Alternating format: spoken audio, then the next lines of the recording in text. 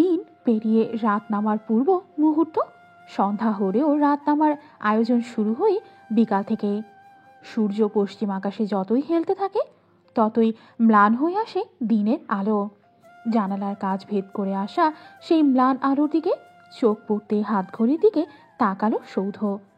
5টা বাজতে আর 5 মিনিট বাকি। সামনে বসা রোগীর জন্য প্রেসক্রিপশন তৈরি করে কলমদানিতে কলম রেখে দিল। অ্যাসিস্ট্যান্ট মাকসুদ পড়েছে চরম বিপাকে। দরজার সামনে তখনও বিশাল লম্বা লাইন, রোগীদের উপচে পড়া ভিড়। মাকসুদ অসহায়ভাবে একবার সৌধের দিকে তাকালো। সৌধ সেই অসহায়ত্বকে পাত্তা না দিয়ে চেয়ার ছেড়ে উঠে দাঁড়ালো। রুমের পেছনের দিকেই আরেকটা দরজা চলে গেছে পার্সোনাল লিফটের দিকে। গুড হেলথ ক্লিনিকের হাতে গোনা কয়েকজন ডাক্তার এই লিফট ব্যবহার করেন। টেবিল থেকে মোবাইল ফোনটা তুলে নিয়ে দরজার দিকে যেতে যেতে মাকসুদের উদ্দেশ্যে বলল, তুমি জানো আমি 5টার পরে আর রোগী দেখি না, এমনকি চেম্বারেও বসি না। সময় সম্পর্কে তোমার জ্ঞান খুবই কম। এত রোগীকে অ্যাপয়েন্টমেন্ট দিয়ে রেখেছো, এখন নিচে সামলাও। জি স্যার। মাকসুদ মাথা নিচু করেই উত্তর দিল। সৌধের আদেশ সে কখনো অমান্য করে না, এমনকি কথার বিপরীতে কোনো প্রকার প্রতি উত্তরও করেনি কখনো। সব কথার উত্তরে জি স্যার বলবে, এটি মোটেও তার মুদ্রাদোষ নয়। জি স্যার যেমন বলে তেমন কাজেও সেটি প্রমাণ করে দেখায়। সকল পরিস্থিতি ঠান্ডা মাথায় সামলানোর অদ্ভুত গুণ রয়েছে মাকসুদের। গুড হেলথ ক্লিনিকের পেছনের অংশে পার্কের মতো বিশাল একটি স্থান রয়েছে। অন্যান্য হাসপাতাল কিংবা ক্লিনিকের মতো গুড হেলথ ক্লিনিক নোংরা, অপরিচ্ছন্ন কিংবা স্বল্প জায়গায় অবস্থিত নয়। শহর থেকে খানিকটা দূরে কোলাহলবিহীন শান্ত পরিবেশে প্রকৃতির সন্নিকটে অবস্থিত গুড হেলথ ক্লিনিক। সদর দরজা পেরিয়ে সোজা রাস্তা চলে গেছে ক্লিনিকের প্রবেশ দরজায়। রাস্তার এক পাশে অ্যাম্বুলেন্স এবং কার পার্কিং, অপর পাশে রোগীর আত্মীয় স্বজন অবস্থানের জন্য ফাঁকা জায়গা রাখা হয়েছে। বড় বড় কয়েকটি গাছের গোড়া বাঁধানো আছে। এছাড়াও সুসজ্জিত ফুলের বাগানও রয়েছে, যার দিকে তাকিয়ে এখানে আগত মানুষগুলোর মন একটু হলেও ভালো হয়ে যায়। মাঝখানে অবস্থিত বহুতল ভবন বিশিষ্ট গুড হেলথ ক্লিনিক। আধুনিক চিকিৎসা ব্যবস্থা থাকায় সারা বছর এখানে উপচে পড়া ভিড় থাকে। দেশের সেরা এবং মেধাবী ডাক্তার নার্সদের নিয়ে পরিচালিত গুড হেলথ ক্লিনিক। ক্লিনিকের পেছনের অংশে রয়েছে সবুজে ঘেরা অরণ্য। মূলত এই জায়গাটি স্টাফদের বাসভবনের জন্য বরাদ্দ। দূর হতে আগত স্টাফরা চাইলেই এই সকল ভবনে বসবাস করতে পারে। যদিও শহুরে সুযোগ সুবিধা রেখে এখানে তেমন কেউ থাকতে চায় না। নতুন স্টাফদের মধ্যে 2-4টে পরিবার অবশ্য মাস 6 এখানে থাকে, পরবর্তীতে ভালো কোনো বাসা ভাড়ার খোঁজ পেলেই চলে যায়। বাসভবনের দেখাশোনা করার জন্য ম্যানেজার রয়েছে, তাই কেউ না কেউ থাকলেও ম্যানেজার ঠিকই সবকিছু গুছিয়ে রাখে। কর্মচারীদের সার্বক্ষণিক পরিচর্যার ফলে ফুল ফল গাছে ভরপুর এই জায়গাটিকে জনপ্রিয় পার্কগুলোর থেকে কোনো অংশে কম মনে হয় না। বাসভবনের উল্টো দিকে একটি পুকুর আছে। পুকুর পাড়ে কিছু স্থান পরপর সিমেন্ট দিয়ে তৈরি কয়েকটা বসার স্থানও রয়েছে। ক্লিনিক থেকে বেরিয়ে সৌধ এসে পুকুর পাড়ের একটি বেঞ্চে বসে পড়ল। বর্ষা পেরিয়ে শরতের আগমন ঘটেছে কয়েকদিন হলো। এর মাঝেই পুকুরের পাড়ে জেগে উঠেছে কাশবন। কতগুলো বছর পেরিয়ে গেছে, অথচ কাশবন আজও একই রকম আছে। পুকুরের টলমলে জলে কাশবনের প্রতিবিম্বের দিকে তাকিয়ে আছে সৌধ। স্থির প্রতিবিম্বে হঠাৎ একটি মেয়ের আবির্ভাব ঘটল। বিরক্তিতে ভ্রু কুঁচকে গেল সৌধের। এই মেয়ে পেয়েছেটা কি? বেশ কয়েকদিন ধরে ঠিক এই সময় পুকুর পাড়ে এসে উপস্থিত হয়। এদিকটায় তেমন কেউ আসে না, নির্জনই বলা চলে। সৌধ একান্ত একটু সময় কাটাতে এখানে এসে বসে। না জানি কোথা থেকে এই মেয়েটি এসে জুটেছে। মেয়েটি কি কোনোভাবে সৌধকে ফলো করছে? ফলো করার কারণই বা কি হতে পারে? কিডন্যাপের প্ল্যান থাকলে এতদিন ধরে ফলো করতে থাকতো না, এতদিনে অ্যাকশন নিয়ে নিত। কিছু বলতে চাইলে তাও এতদিনে বলে ফেলা উচিত ছিল। না, আজকে একটা ব্যবস্থা করিয়ে ফেলবে। এভাবে বিরক্ত করতে আসে কেন? প্রাইভেসি বলে একটা ব্যাপার আছে। মেয়েটা কি সেটা জানে? বেঞ্চ থেকে উঠে অ্যাপ্রনের পকেটে হাত গুজে মেয়েটির দিকে তাকিয়ে বলল, এই যে শুনছেন? সৌধের ডাকে মেয়েটি মোটেও বিচলিত হলো না। তাকে দেখে মনে হলো সে সৌধের ডাকের অপেক্ষা ছিল। মুচকি হেসেই সৌধের উদ্দেশ্যে বলল। আপনি এখানে আসবেন নাকি আমি আপনার কাছে যাব? মেয়েটির কথায় সৌধ বরং হকচকিয়ে যায়। আমার কাছে আসবে মানে? আমি বা তার কাছে যাব কেন? সৌধের চেহারা দেখে যেন মনের কথা বুঝে গেল। বেঞ্চ থেকে উঠেই সৌধের দিকে এগিয়ে এসে সামনাসামনি দাঁড়ালো। একটু আগে সৌধে যে বেঞ্চে বসেছিল সেখানে বিনা দ্বিধায় বসে পড়ল। অনুমতি নেওয়া কিংবা একবার বলার প্রয়োজনও বোধ করল না। মিনিমাম কার্টেসিও জানে না। এবার সৌধের কপালে একটি ভাঁজ পড়ে গেল। মেয়েটি আরাম করে বসতে বসতে বলল। ওখান থেকে কথা বললে আপনি শুনতে পেতেন না, আমাকে চিল্লিয়ে কথা বলতে হতো। স্বাভাবিক কথা জোরে বললে রুট শোনায়, অথচ শক্ত কোনো কথা শান্ত স্বরে ধীরে বললে আদুরে শোনায়। মেয়েটি যে বেঞ্চের উপর বসেছিল সৌধ সেদিকে তাকিয়ে দেখল আসলে এই দুটো বেঞ্চের মধ্যখানে বেশ খানিকটা দূরত্ব। সৌধকে দাঁড়িয়ে থাকতে দেখে মেয়েটি আবার বলল। আপনি দাঁড়িয়ে আছেন কেন? বসুন না। আমি বসে আছি, আপনি দাঁড়িয়ে আছেন, এইভাবে কি কথা বলা যায় নাকি? কি কথা বলবেন? আপনি নিজেই তো ডাকলেন, কথা বলার জন্যই তো ডেকেছেন, তাই না? ও হ্যাঁ, আমি তো ডেকেছি। সৌধের কেমন যেন সব গুলিয়ে যাচ্ছে। এমন তো হওয়ার কথা না। এর থেকেও কঠিন মুহূর্তে সে নিজেকে শান্ত রাখতে পারে, তাহলে এখন এমন কেন হচ্ছে? সৌধ ভেবে দেখল মেয়েটির এত স্বাভাবিক আচরণ তাকে নার্ভাস করে দিচ্ছে। তার নিজের আগে শান্ত হওয়া উচিত। বেঞ্চের একপাশে বসে চোখ বন্ধ করে বুক ভরে শ্বাস নিল, তারপর আস্তে আস্তে শ্বাস ছাড়ল। মেয়েটির সাথে কথা বলার জন্য মেয়েটির দিকে তাকাতেই দেখল মেয়েটি তার দিকেই তাকিয়ে আছে। সৌধ নিজেও অনেকক্ষণ তাকিয়ে রইল। অপরিচিত কারো চোখে বেশিক্ষণ চোখ রেখে তাকিয়ে থাকা যায় না। দুজনের একজন অবশ্যই চোখ ফিরিয়ে নেয়, কিন্তু মেয়েটির দিক থেকে এমন কোনো আভাস না পেয়ে সৌধ নিজেই চোখ ফিরিয়ে নিল। নিজের অস্বস্তি প্রকাশ না করেই পুকুরের দিকে তাকিয়ে ধমকিয়ে বলল। এই মেয়ে, ওভাবে তাকিয়ে আছো কেন? চোখ সরাও। মেয়েটির ঠোঁট দুটো মনে হয় হালকা প্রসারিত হলো, চোখ কিন্তু সরালো না, ওভাবেই তাকিয়েই বলল। আমি রোজ আপনার দিকে এভাবেই তাকিয়ে থাকি। রোজ মানে? একটা মেয়ে তাকে চোখ দিয়ে গিলে খাচ্ছিল, সে টেরও পেল না? ঝট করে মেয়েটির দিকে চোখ ঘুরিয়ে বলল। রোজ তাকাও মানে? আমি প্রায় মাসখানেক ধরে ওই বেঞ্চে বসে আপনাকে দেখে যাচ্ছি, আপনি খেয়ালই করেননি। মনোযোগ কোথায় থাকে আপনার? কেউ এসে তুলে নিয়ে গেলেও তো মনে হয় টের পাবেন না। তখন আমার কি হবে ডাক্তার সাহেব? ফাজলামি করছো? এটা নিশ্চয়ই কোনো প্র্যাঙ্ক। শোনো মেয়ে, এসব আমার সাথে চলবে না, বুঝছো? আমি মোটেও ফাইজলামি করছি না, এটা কোনো প্রাঙ্কও নয়, এটা আমার জীবনের সুন্দর একটি সত্য। তোমার থেকে একটু লজ্জাবোধ নেই? অপরিচিত একটা ছেলের সাথে অসভ্যতামি করেই যাচ্ছ। দেখো, ছোট বাচ্চা বলে মনে হচ্ছে না, যথেষ্ট বয়স হয়েছে, ভদ্র পরিবার মেয়ের মতো তো দেখাচ্ছে। সৌধের কড়া কথার কোনো প্রভাবই মেয়েটির উপর পড়ছে না। সে এবার দাঁত বের করে প্রশস্ত হেসে বলল। আপনি আমার সাথে খুব রুড বিহেভ করার চেষ্টা করছেন, কিন্তু সেটা তো ঠিকঠাক পারছেন না। আপনার কথা শুনে উল্টো আমার হাসি পাচ্ছে। আপনি যদি এভাবে রুড হওয়ার অভিনয় করতে থাকেন, আমি কিন্তু এখানে কড়াকড়ি দিয়ে হেসেও ফেলতে পারি, তখন কিন্তু বেয়াদব বলতে পারবেন না। আসলেই কথাগুলো রুট শোনাচ্ছে না। সৌধ মনে করার চেষ্টা করলো সে কি আদৌ কারোর সাথে কখনো উচ্চ বাক্য করেছে। সাথে সাথে জবাব পেল না। খুবই শান্ত এবং অল্পতে সন্তুষ্ট থাকায় সৌধ বেশিরভাগ সময় চুপচাপ থাকতেই পছন্দ করত। বাবা মা দুইজনেই চিকিৎসক হওয়ার সুবাদে শৈশব থেকেই একাকিত্বের অভ্যাস হয়ে গেছে, যা এখন পর্যন্ত বহাল আছে। যৌবনের প্রথম প্রহরে অবশ্য বসন্তের দমকা হাওয়ায় খানিকটা চঞ্চল হয়ে গিয়েছিল, কিন্তু তা ছিল ক্ষণস্থায়ী ঝড় হাওয়া। ফিরতিপথের শান্ত চুপচাপ সৌধকে আত্মকেন্দ্রিক ও অল্পভাষীতে পরিণত করে গেছে।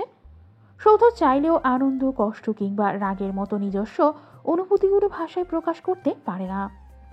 অন্যদিকে মেয়েটিকে কথার মাঝে থেমে গিয়ে হঠাৎ কিছু মনে করার ভঙ্গিতে বলে উঠল।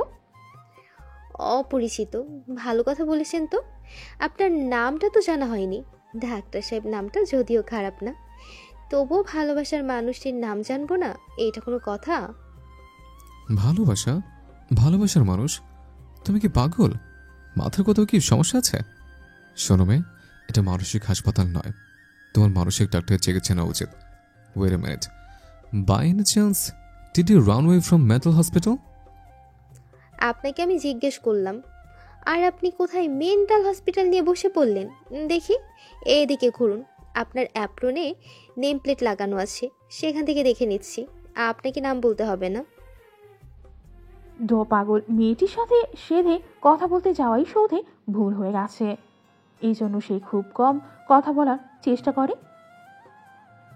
একবার নিজে থেকে আরেকজনের সাথে কথা বলতে গিয়ে আজীবনের জন্য ফেঁসে গেল।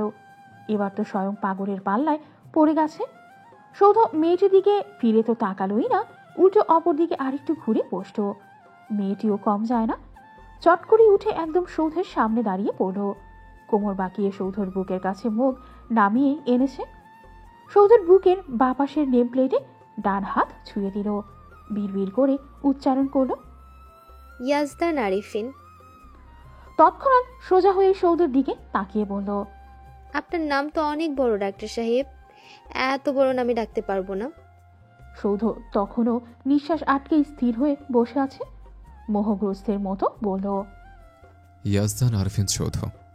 বাম হাতের তর্জনী গালে ছুঁয়ে কিছুক্ষণ গভীর চিন্তাধারার পর মেয়েটি বলল, আমি শুধু বলে ডাকবো না, আপনি ডাক্তার সাহেব। ডাক্তার সাহেব বলেই ডাকবো। বাই দ্য ওয়ে, আমি রিফাতুন জান্নাত, ছোট করে সবাই রিফা ডাকে। তারপর বেঞ্চের উপর পাশে রাখা ব্যাগ তুলে নিয়ে বলল, আজকে আসি ডাক্তার সাহেব, বাকি কথা কালকে হবে। কোমর সমান ঘন কালো বেনুনি দুলিয়ে অস্তমিত সূর্যের সাথে বিদায় নিল মেয়েটি। বেঞ্চে বসে সৌধ তখনও ভিড় করছে। উন্মাদ, বদ্ধ উন্মাদ। নীল আকাশে সাদা মেঘের ভেলা ফুরফুর করে উড়ে যাচ্ছে। মেঘদলকে দেখে মনে হচ্ছে সদ্য কিশোরী দিক বেদিক শূন্য হয়ে ছুটে চলেছে। রিফা তার মলিন হয়ে যাওয়া সাদা জামাটি বের করে গায়ে জড়ালো। এবার একটা জামা কিনতে হবে। শুধু একটা কিনে কি আদৌ হবে? আলমারিতে রাখা বাকি 3টে জামারও একই অবস্থা, রং ঝলসে গেছে। রিফা তার ব্যাগ হাতে তুলে নিয়ে ঘর ছেড়ে বেরিয়ে এলো। সকালের নরম রোদে আঙিনায় বসে তরকারি করছে রিক্তা। মায়ের মলিন চেহারার দিকে তাকিয়ে রিফার সকল আবদার মিয়ে গেল। দারিদ্রতার জালে যেদিন থেকে আটকে গেছে, সেদিন থেকে মা নামক মানুষটি বদলে গেছে। মৃত বাবার রিটায়ারমেন্টের স্বল্প টাকায় কোনো রকম সংসার চালিয়ে নেওয়ার দায়িত্ব মায়ের বয়স বাড়িয়ে দিয়েছে। চেহারা দেখে বয়স অনুমান করার আর উপায় নেই। দেখতে 40 ঊর্ধ্ব মহিলাটির বয়স হয়তো 30-এর একটু বেশি। মায়ের চামড়া কুচকা যাওয়া চেহারা দেখে প্রতিনিয়ত রিফার অন্তরাত্মা কেঁপে ওঠে। বাবাকে হারিয়ে মায়ের ছায়াতলেই তো বেঁচে আছে। সেই মা কখনো তাকে ছেড়ে যাবে এমন দিনের কথা কল্পনা করার আগেই দম বন্ধ হয়ে আসে। মায়ের পাশে কিছুক্ষণ থেকে দাঁড়িয়ে রিফা বলল, মা, আমি আসছি। রিক্তা না জবাব দিল আর না চোখ তুলে চাইল। সে আপন মনে আলুর খোসা ছাড়িয়ে যাচ্ছে, যেন কোনো কথাই সে শুনতে পায়নি। হতাশ হয়ে রিফা পা চালিয়ে গেট পেরিয়ে রাস্তায় চলে গেল। মায়ের এমন নির্লিপ্ত আচরণ আজকে নতুন নয়। ঠিক কবে থেকে এসবের শুরু রিফার মনে নেই। তবে বাবা বেঁচে থাকতে মা এমন ছিল না। বাবার মৃত্যু, শোক, সংসারের দায়িত্ব, আর্থিক চাপে মানুষটি খিটখিটে মেজাজের হয়ে গেছে। সে কোথায় যাচ্ছে, কি খাচ্ছে, কিভাবে দিন কাটাচ্ছে, কোনো কিছুই আর রিক্তাকে ভাবায় না। ঘন সংসারের কাজ আর রান্নাবান্না করেই তার দিন কেটে যায়। সন্ধ্যা হলেই পুরনো 21 ইঞ্চির সোনি টিভির সামনে বসে পড়ে। রাত নামতেই আবার রান্নার আয়োজন। এই তো তার নিত্যদিনের রুটিন। রিফা ভেবে পায় না একটা মানুষের আচরণ এমন রোবটিক হয় কিভাবে। প্রয়োজনের বাইরে দুটো কথা বলে না। প্রতিবেশী ভাবিদের আড্ডায় রিক্তাকে কখনো দেখা যায় না। কেউ সেধে এসে কথা বললেও রিক্তার ঠান্ডা আচরণের কারণে দ্বিতীয়বার আসার ভুল করে না। রিফা না হয় বড় হয়েছে, নিজের দায়িত্ব নিতে শিখেছে, কিন্তু ছোট দুটো ভাই রিদম, রায়হানের কথাও কি সে ভাবে না?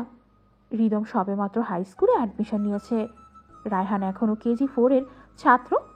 রিফার সারাদিন কাটে বাইরে, ভাইদের সাথে দেখা হওয়ার সুযোগ মিলে সেই রাতের বেলা। সে বাড়ি ফিরলে হাত মুখ ধুয়ে দুই ভাই তার ঘরে চলে আসে। রিফার বিছানার উপর বসেই গুনগুনিয়ে বই পড়ে। রিফা তার পড়ার টেবিলে বসে মাঝে মাঝেই নিজের পড়া বন্ধ করে ভাইদের পড়া দেখে। কি সুন্দর গা দুলিয়ে দুলিয়ে গুনগুনিয়ে পড়ছে, অথচ এদের সারাদিন কাটে রোদে মাঠে দৌড়ে দৌড়ে। আগে তবুও রিদম, রায়হান একসাথে স্কুল যাওয়া আসা করত, কিন্তু এখন রিদমের হাই স্কুলে অ্যাডমিশন নেওয়ার ফলে বাড়ি ফিরে বিকেলবেলা। রায়হান দুপুরবেলায় স্কুল থেকে ফিরে বিকাল পর্যন্ত একাই বাড়ির মধ্যে ঘুরে ফিরে বিছানায় চিত হয়ে শুয়ে থাকে। জানালা দিয়ে আকাশ দেখে। বিকালে ভাই এলেই দুজনে দৌড় মারে মাঠের দিকে। বাচ্চা দুটোর প্রতি এমন অবহেলা দেখে রিফার খারাপ লাগে। কোথায় তার শৈশব কেটেছে বাবা মায়ের আদরের, আর এই বাচ্চা দুটো? টুংটাং বেল বাজিয়ে রিক্সাগুলো পাশ কাটিয়ে চলে যাচ্ছে। তাদের উদ্দেশ্য রিফার মনোযোগ আকর্ষণ করা। যদি রিফা তাদের রিক্সার যাত্রী হতে চায়, কিন্তু রিফার তো পায়ে হেঁটেই যেতে হবে। রিক্সায় উঠলেই 15 টাকা গায়েব।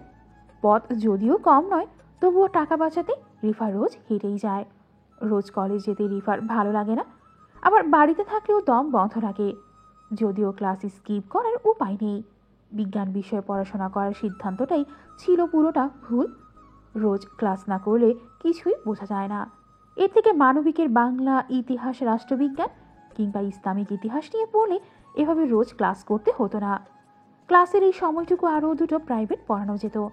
দুপুরবেলা বাড়ি ফিরেই রায়হানের সাথে আড্ডা দেওয়া যেত। কিন্তু হায়, এখন কি আর উপায় আছে? সারাদিন ক্লাস করে ছুটতে হয় বাড়ির দিকে।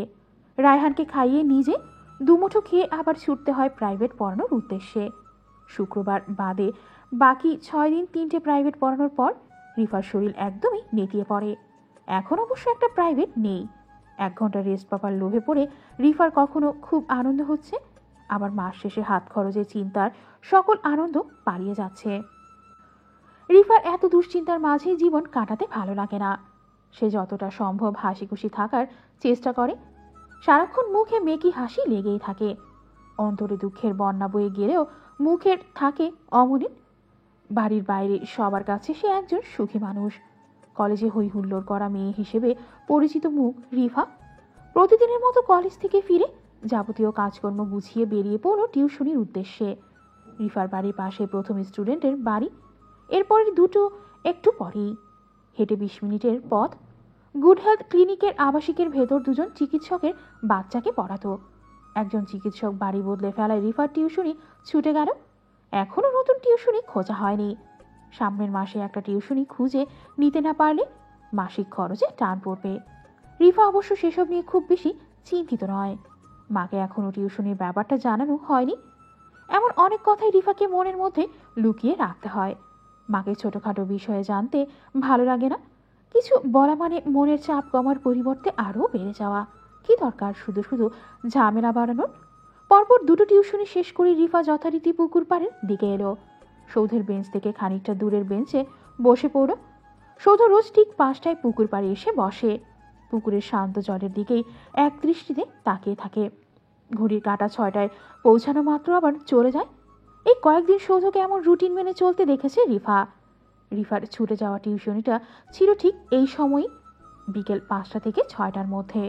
একটা টিউশনি শেষ করে এখানে আসতে আসতে অবশ্য প্রায় 5টা পেরিয়ে যায়। প্রতিদিন এসে দেখে সৌধ আগে এসে বসে আছে। আজও রিফার আসতে দেরি হয়ে গেছে। জলে সৌধের শূন্য দৃষ্টি রিফার কিছুটা মন খারাপ হলো। গতদিনের ঘটনার ফলে রিফা খানিকটা প্রশ্রয় পেয়েছে। নিজের স্থান থেকে উঠে সৌধের বেঞ্চের পাশে বসল। তবুও সৌধের কোনো প্রতিক্রিয়া দেখা গেল না। নীরবতা ভেঙেই রিফা নিজে থেকেই বলল, 4টা থেকে 6টা পরপর দুটো টিউশনি ছিল এখানে। এই ক্লিনিকের দুজন চিকিৎসকের মেয়ে, বিথি এবং বর্ষা। বিথিরা হঠাৎ শহরে শিফট হয়, টিউশনিটা আর রইল না। সকালে ওরা চলে গেল, বিকেলে আমি পড়াতে এলাম। আমাকে অবশ্য আগেই জানিয়েছিল কবে থেকে বাড়ি খুঁজছে, কবে বাড়ি পেল, কবে শিফট হবে, সব কিছুই আমি জানতাম। ভাবি খুবই মিশুক ছিলেন। সময় পেলেই আমার সাথে গল্প জুড়ে দিত। সব কিছু জানার পরও সেদিন বর্ষাকে পড়ানো শেষ করে আমি বিথিকে পড়াতে চলে গেলাম। দরজায় বড় একটা তালা ঝুলছে। তালা দেখে মনে পড়ল আজকে সকালেই তো ওরা চলে গেছে। অনেক দিনের অভ্যাস তো, তাই সব জানার পরেও অভ্যাসবশত চলে গিয়েছিলাম। এইটুকু বলেই রিফা বন্ধ ঠোঁটেই বাঁকা হাসল। সৌধের দিকে তাকিয়ে তার প্রতিক্রিয়া দেখার চেষ্টা করল, কিন্তু সে নির্লিপ্ত। তবুও রিফা বলে গেল, অনেক দিন যাবৎ আসা যাওয়ার সুবাদে কেয়ারটেকার চাচার সাথে কিছুটা পরিচয় আছে। উনি আমাকে দেখতে পেয়ে এগিয়ে এসে বললেন, বিধিরে তো আজকে সকালেই চলে গিয়েছে, তোমাকে বলে যায়নি? আমি বললাম, জি চাচা, বলে গেছে। তাহলে এতক্ষণ ধরে এখানে দাঁড়িয়েছো কেন? চাচার কথায় মনে পড়ল, আসলেই অনেকক্ষণ ধরে বন্ধ দরজার সামনে আনমনি দাঁড়িয়েছিলাম। বাড়ি ফেরার উদ্দেশ্যে পা বাড়িয়েছিলাম, তখনই পুকুর পাড়ের দিকে চোখ পড়ল। মনটাও বিক্ষিপ্ত ছিল, তাই ভাবলাম কিছুক্ষণ বসে যাই। এখানে বসে আপনাকে দেখতে পেলাম। সেই প্রথম আপনাকে এত কাছ থেকে দেখেছিলাম, এর আগে দেখিনি তেমন নয়। বর্ষাকে পড়ানোর পর বিথিকে পড়াতে যাওয়ার সময় মাঝে মধ্যে দূর থেকে আপনাকে চোখে পড়তো। আপনি তো রোজ এই 1 ঘন্টা এখানে বসে থাকেন। আমি তখন অতটা খেয়াল করিনি, কিন্তু সেদিনের পর আমি রোজ টিউশনি শেষে এখানে এসে বসি। নিরিবিলি পরিবেশে আপনার পাশে বসে থাকলে আমার মন ভালো হয়ে যায়। সৌধ এতক্ষণ সামনের দিকে এক দৃষ্টিতে চেয়েছিল। শেষ কথাটি শুনে রিফার দিকে তাকালো। রিফা তাকিয়ে আছে পুকুরের শান্ত জলের দিকে। জলে সৌধের প্রতিবিম্বের দিকে তাকিয়ে কথাগুলো বলেছিল। এখনও সে জলে সৌধের প্রতিবিম্বকে দেখছে, আর সৌধ দেখছে তাকে। সৌধের শান্ত চেহারার এখন রাজ্যের বিরক্তি। রিফার অবশ্য ভালো লাগছে। মনে মনে ভাবলো, যাক, অবশেষে ডাক্তার সাহেব প্রতিক্রিয়া দেখিয়েছে। চোখে মুখে ফুটে উঠল দুষ্টুমি হাসি। প্রতিবিম্ব থেকে চোখ সরিয়ে সৌধের দিকে তাকিয়ে রইল। না, সৌধ দৃষ্টি সরিয়ে নিচ্ছে না রিফা। এর মাঝে রিফা আরেকটু দুষ্টুমি করে বসত। বাম চোখটা বন্ধ করে চোখ মারল। রিফার এমন কাজে ভাবাচাকা খেয়ে মুহূর্তেই চোখ ফিরিয়ে নিল সৌধ। কিছু বলার আগেই রিফা স্বাভাবিকভাবে উঠে দাঁড়ালো, যেন কিছুই হয়নি। সৌধকে বলল, কি ব্যাপার ডাক্তার সাহেব, আজকে যাবেন না? 6টা তো বেজে গেছে। কথা শেষে আর না দাঁড়িয়ে বেরুনি দুলিয়ে চলে গেল। সৌধ তার হাত ঘড়ির দিকে তাকিয়ে দেখল 6টা বেজে 1 মিনিট হয়ে গেছে। এই প্রথম সৌধের রুটিন এলোমেলো হলো। বেড টেবিলের উপরে রাখা ফোনটি অনেকক্ষণ ধরে বেজেই চলেছে। তারই পাশে বিছানায় আছড়োয়া হয়ে বই পড়ছে সৌধ। একবার দুবার পর করে পরপর 3বার ফোন কেটে দিয়েছে সে। তবুও অপর পাশের মানুষটি ধৈর্যের পরিচয় দিয়েই যাচ্ছে, যেন সে আজ কথা না বলে থামবে না। অবশেষে বিরক্ত হয়ে 4র্থবার সৌধ কল রিসিভ করলো। হ্যালো। কল ধরছিলে না কেন? দেখছো যখন কল রিসিভ করছি না, তার মানে তোমার সাথে কথা বলতে চাইছি না। তবু বারবার কেন কল দিয়ে বিরক্ত করছো? আমি তোমাকে বিরক্ত করছি? অবশ্যই করছো।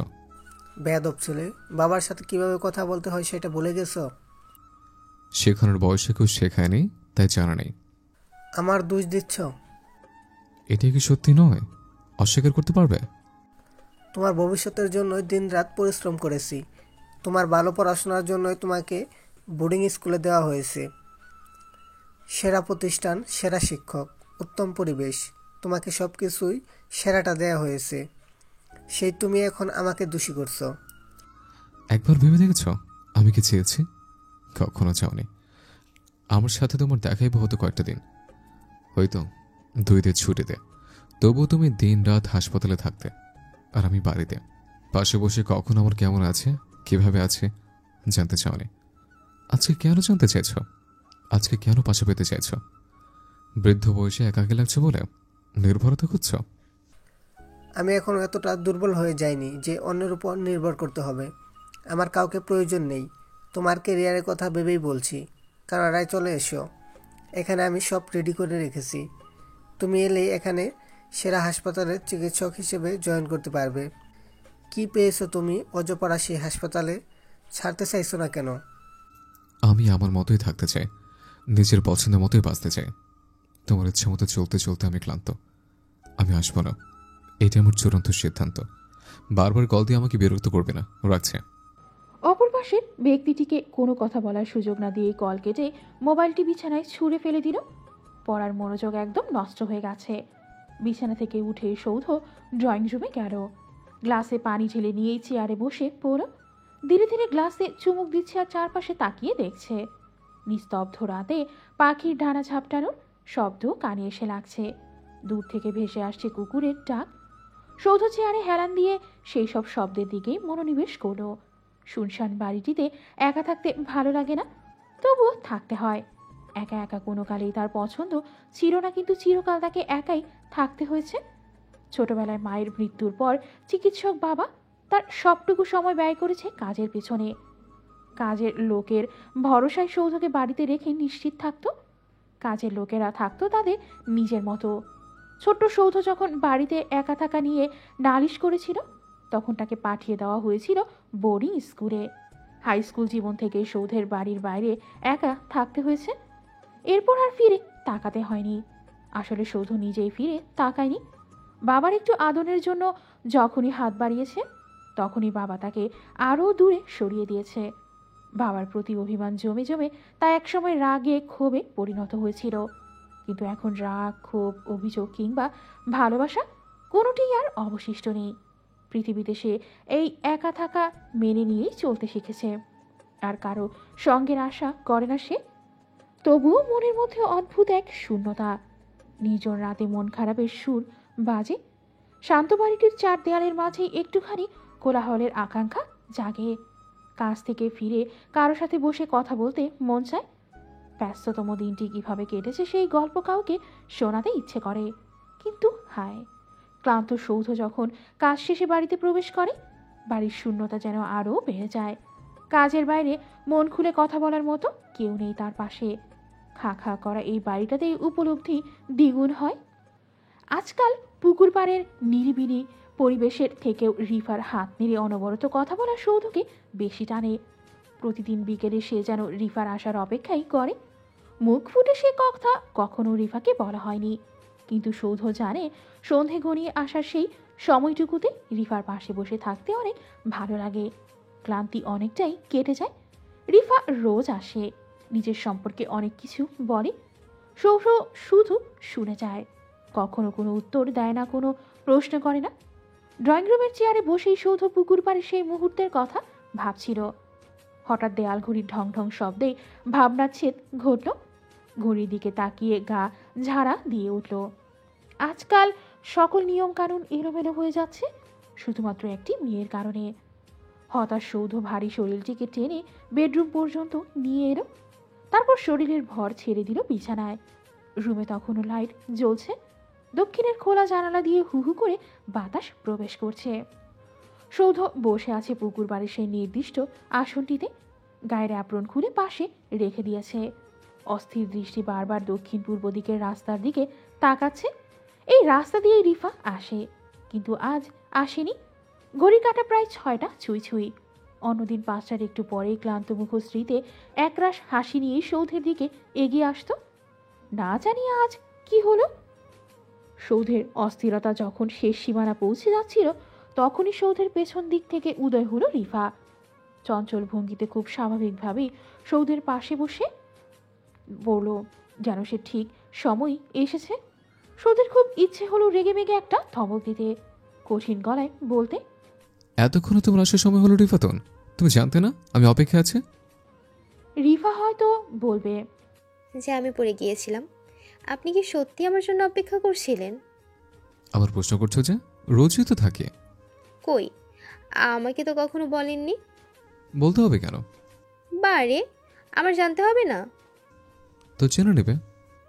কিভাবে জানবো? আপনি তো কখনো বলেননি। সব কথা বলতে হবে কেন? তুমি বুঝে নিলেই তো হয়। এই যেমন এখন বুঝে নিতে হবে যে আপনি খুব রেগে আছেন। রেগে থাকা স্বাভাবিক নয়, আসতে দেরি হবে এটা জানাতেও তো পারতে। আমার চিন্তা হচ্ছিল। কিভাবে জানবো? আপনার ফোন নাম্বারই তো জানি না। জেনে নাওনি কেন? চাইলেই দেবেন। একবার চেয়েই দেখো। এরপর রিফা তার মোবাইলটি সৌধের হাতে তুলে দিয়ে বলবে, আপনার মোবাইল নাম্বারটি দিন তো ডাক্তার সাহেব। সৌধ নিজে হাতে রিফার মোবাইল নিজের কন্ট্যাক্ট নাম্বার সেভ করে দিবে।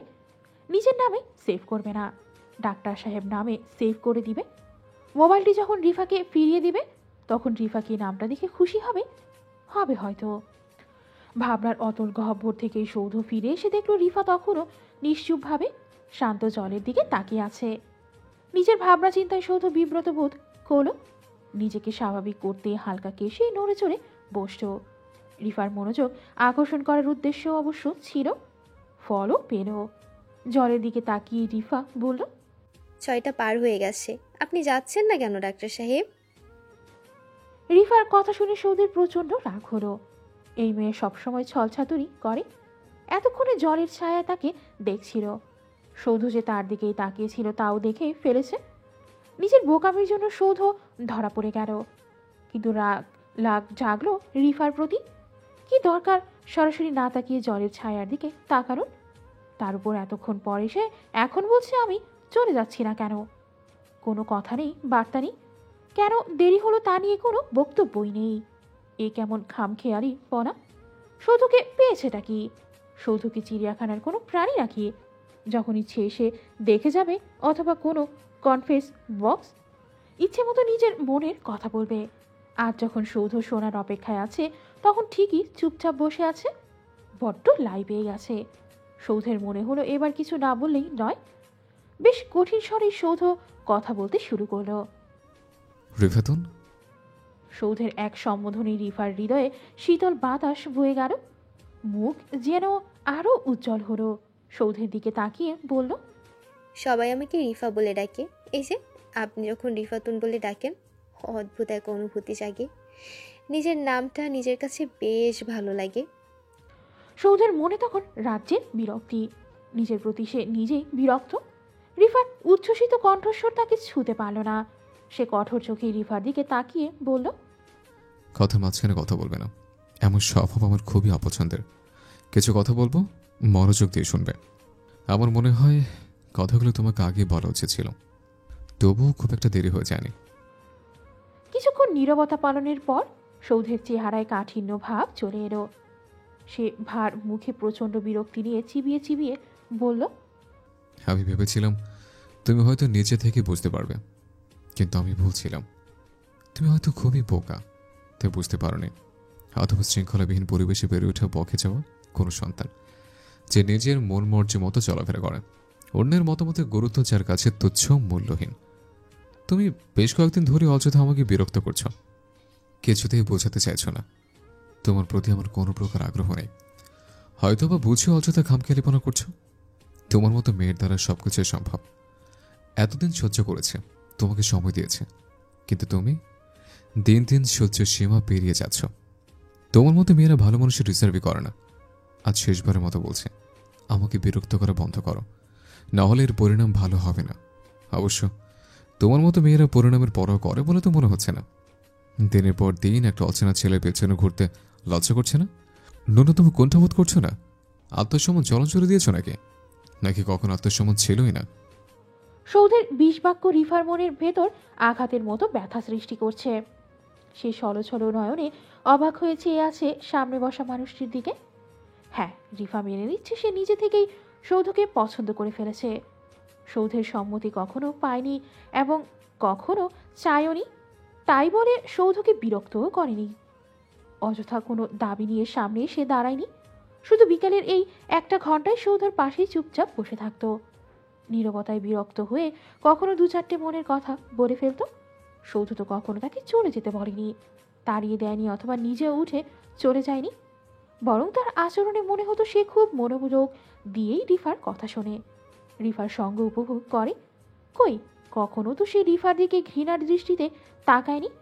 তবে আজ কেন এত বাজে আচরণ? রিফার খুব জানতে ইচ্ছে করলো। আচ্ছা বলুন তো ডাক্তার সাহেব, আপনার দৃষ্টিতে আমি ঠিক কেমন মেয়ে? গায়ে পড়া সস্তা ধরনের মেয়ে? কিন্তু বলা হলো না। শুধু ফ্যাল করে সৌধের দিকে চেয়ে রইল। সৌধ মুখ কুচকেই অন্যদিকে তাকিয়ে আছে, যেন তুচ্ছ কোনো বস্তুর পাশে তাকে জোরপূর্বক বসিয়ে দেওয়া হয়েছে। রিফা লম্বা শ্বাস নিয়ে নিজের আবেগকে নিয়ন্ত্রণে আনার চেষ্টা করল। তার মনে হচ্ছে যে কোনো সময় চোখ জোড়া বিদ্রোহ করে বসবে, অঝোর ধারায় গাড়ির গড়িয়ে পড়বে নোনা জল। তবুও ঠোঁট জোড়া প্রসারিত করে হাসি মুখে বলল, আপনার কথায় আমি একটুও রাগ করিনি ডাক্তার সাহেব। আমি একটুখানিও কষ্টও পাইনি। আজ প্রথম আপনি আমাকে অনেকগুলো কথা বললেন, ভালো লাগছে, ভীষণ ভালো লাগছে। কথাগুলো সৌধকে নয় বরং নিজেই নিজেকে বলল। ক্যান্ডির লোভ দেখিয়ে শিশুর কান্না থামানোর মতো সান্ত্বনা বার্তা। তবুও রিফার মন ভালো হলো না। সে উঠে দাঁড়ালো, ভারী হয়ে আসা পা দুটোকে অনেক কষ্টে চেনে হিঁচড়ে এগিয়ে নিয়ে চলল বাড়ির দিকে। পেছনে ফেলে গেল নিশ্চল সৌধকে। সন্ধ্যা এলো, চলেও গেল অন্ধকার রাতেই পুকুর পাড়ের কাশবনে বয়ে চলা বাতাসের সনসন শব্দ শুনতে শুনতে সৌধের চোখ ঘুমে জুড়ে ঘুম নেমে এলো। তার মন চাইছে সিমেন্টের তৈরি শক্ত বেঞ্চের উপরে শুয়ে পড়তে, কিন্তু সুযোগ সন্ধানী মশাদের হামলার চোখে টিকতে না পেরে অবশেষে বাড়ি ফিরতেই হলো। রিফা যখন বাড়ি ফিরল তখন সন্ধে মিলিয়ে সবে রাত নেমেছে। বাড়ির সদর দরজা তখনও হাট করে খুলে রাখা, যা দেখে রিফার মন আরও খারাপ হয়ে গেল। বাড়ির দিকে না গিয়ে অন্য কোথাও চলে যেতে ইচ্ছে করল। বাড়িতে প্রবেশ মাত্রই মায়ের তোপের মুখে পড়তে হবে। সে নিশ্চয়ই রিফার অপেক্ষায় সদর দরজা খুলে রেখে প্রহর গুনছে। ভয়ে আতঙ্কে পা টিপে টিপে রিফা যেই না দরজা পেরিয়ে উঠোনে পা রেখেছে, অমনি সামনে থেকে প্রবল বেগে বাঁশের ঝাড়ু ছুটে এলো। রিফা চট করে সরে গেল, তা না হলে ঝাড়ুর প্রহারে গা কেটে কুটে যেত। শুধু ঝাড়ু ছুঁড়ে মেরেই রিক্তা ক্ষান্ত হলো না, মুখ থেকে ছুড়ে দিল অসংখ্য বাক্যবান। ঘরের বারান্দায় বসে রাতের তরকারি কুটছে আর রিফাকে বকছে। রিফা সেসব গায়ে না মেখে মাথা নিচু করে নিজের ঘরের দিকে চলে গেল। গায়ে মাখতে না চাইলেও রিক্তার কথাবার্তা ঠিকই কানে আসছে, মন ঠিকই ক্ষতবিক্ষত হচ্ছে। রিফা তার কাঁধের ব্যাগটি টেবিলের ওপর রেখেই চেয়ারে বসে পড়ল। বড্ড পিপাসা পেয়েছে। টেবিলের উপরে রাখা পানির বোতলটি ফাঁকা হয়ে আছে। পানি আনতে যেতে হবে রান্নাঘরে। রান্নাঘর যেতে হলে মাকে পেরিয়ে যেতে হবে। এই মুহূর্তে মায়ের সামনে পড়া মানে আগুনে ঘি ঢেলে দেওয়া, যার ঝুঁকি রিফা নিতে চাইছে না। শুকনো গলায় টেবিলে মাথা রেখেই চোখ বন্ধ করে অন্যদিকে মনোনিবেশ করার চেষ্টা করলো, কিন্তু বাইরে থেকে আসা শব্দ তবুও পিছু ছাড়ল না। তীরের মতো বিঁধতে থাকলো প্রতিটি বাক্য। গাধার মতো এই সংসারে একা খেটে যাচ্ছি, কারও কোনো চিন্তা নেই। একটুখানি সাহায্য করার মতো কাউকে আল্লাহ আমার কপালে লিখে নাই। একজন তো আমার ঘাড়ের উপর 3টা হতচ্ছাড়া বাচ্চা গছিয়ে দিয়ে নিজে দুনিয়া থেকে বিদায় নিয়েছে। যত জ্বালা হয়েছে আমার। এত বড় সংসার সামলাও, 3 জনের পড়াশোনার খরচ, খাওয়া দাওয়া একা হাতে কয় দিকে সামলানো যায়? মেয়ে হয়েছে একটা, এত বড় হয়েছে অথচ গায়ে হাওয়া লাগিয়ে ঘুরে বেড়াচ্ছে। মেয়ে না হয়ে বড় একটা ছেলে থাকলে ঠিকই মায়ের দুঃখ বুঝতো, একটু হলেও সংসারের দায়িত্ব নিত। আর এদিকে মেয়েকে দেখো, কি 2-1টা প্রাইভেট পড়াতো, সেটাও ছেড়ে দিয়ে গায়ে বাতাস লাগিয়ে ঘুরে বেড়াচ্ছে। কবে না কবে প্রাইভেট ছুটে গেছে, আমাকে জানানোর প্রয়োজনও মনে করেনি। আমি আছি বলেই খেয়ে পড়ে বেঁচে আছিস, সে হুঁশ আছে? বেঁচে থাকতে বাপটা জ্বালিয়েছে, আর এখন তার বাচ্চারা চালাচ্ছে। সব কটা বাপের মতো বধ হয়েছে। কোথায় কি করে কিছুই জানাই না। এই মেয়ে কবে কোথায় মুখ পুড়িয়ে আসে তা ঠিক আছে? একজন তো দুনিয়া থেকে বিদায় নিয়ে বেঁচে গেছে, ফেসে গেলাম আমি। রিক্তা আপন মনে কাজ করছে আর বকাবকি চালিয়ে যাচ্ছে। রিফার খুব ইচ্ছে করলো মাকে বলতে, আমি পরের মাসে আরেকটা টিউশনি ঠিক খুঁজে নেব, দরকার পড়লে আরেকটা টিউশনি বাড়িয়ে দেব। তবুও তুমি আমার মৃত বাবাকে নিয়ে আর কিছু বলো না, তাকে দোষারোপ করো না। জানি তো তোমার খুব চাপ হয়ে যায়, কষ্ট হয়, কিন্তু কি করব বলো? আল্লাহর উপরে একটু ভরসা রাখো। কিন্তু সেসব কিছুই বলা হয় না। বন্ধ চোখের কোন মেয়ে অস্ত্র ধারা টপ টপ করেই টেবিলে ঝরে পড়ে। বিধ্বস্ত হৃদয়ের রক্তক্ষরণ থামে না, বরং সময়ের সাথে বাড়তেই থাকে। মূলত আজ দুপুরবেলা বিথির মা রিফাকে কল করেছিল। রিফা ছিল বাথরুমে, গোসল করে তারপর প্রাইভেটের উদ্দেশ্যে বেরিয়ে পড়তো। মোবাইলের রিংটোনের শব্দ শুনে রিক্তা এসে কল রিসিভ করছিল। বিথির মায়ের সাথে কথার মাধ্যমে জানতে পারে তারা শহরে চলে গিয়েছে। সেখানে বিথির জন্য নতুন টিউটর ম্যানেজ করেছে, কিন্তু বিথি কিছুতেই তার কাছে পড়তে চাইছে না। রিফাকে ছাড়া অন্য কারো কাছে পড়বে না। অনেক কষ্টে মেয়ে বুঝিয়ে নতুন টিউটরের কাছে পড়াতে বসাতে হচ্ছে। এ নিয়ে বেশ কিছুক্ষণ রিক্তার কাছে দুঃখ প্রকাশ করেছিলেন। রিক্তা শুধু ভদ্রতার খাতিরে 2-4টে উত্তর দিয়েছিল, সান্ত্বনা জানিয়েছিল। তার মাথায় ঘুরছিল মেয়ের চিন্তা, প্রাইভেটের 1 মাসের বেতন না পাওয়ার সংসারে আর্থিক টানাপোড়েনের কথা। আবার মেয়ে তাকে কিছু জানায়নি, রোজ আগের সময়ই বাড়ি ফিরত বলেই রিক্তা বুঝতেও পারেনি। রিফা গোসল সেরে বেরিয়ে আসতেই মায়ের তোপের মুখে পড়ে। একে একে প্রশ্ন আসতেই থাকে, রিক্তাকে জানায়নি কেন? প্রাইভেট নেই তাহলে সেই সময়টুকু বাড়ির বাইরে কি করত, কোথায় কাটাতো? রিফার কাছে প্রশ্নগুলোর উত্তর ছিল, কিন্তু চাইলেই তো সব কথার জবাব মুখের উপর বলে দেওয়া যায় না। তাই সে চুপ ছিল। এতে রিক্তার রাগ আরও বেড়ে যায়। 2-4টে চর থাপ্পড়ও রিফার ভাগ্যে জুটেছে। এত সব ঘটনার কারণে আজকে আর টিউশনিতে যাওয়া হয়নি। তবে সৌধের কথা ভেবেই রিফা ঠিকই সুযোগ বুঝে বাড়ি থেকে বেরিয়ে সেই পুকুর পাড়ে চলে যায়, কিন্তু সেখানেও তাকে আঘাতই পেতে হলো। আজ ভাগ্যে শনির ছায়া পড়েছে মনে হয়। রিফার মনোবল ভেঙে গুড়িয়ে দিয়েছে।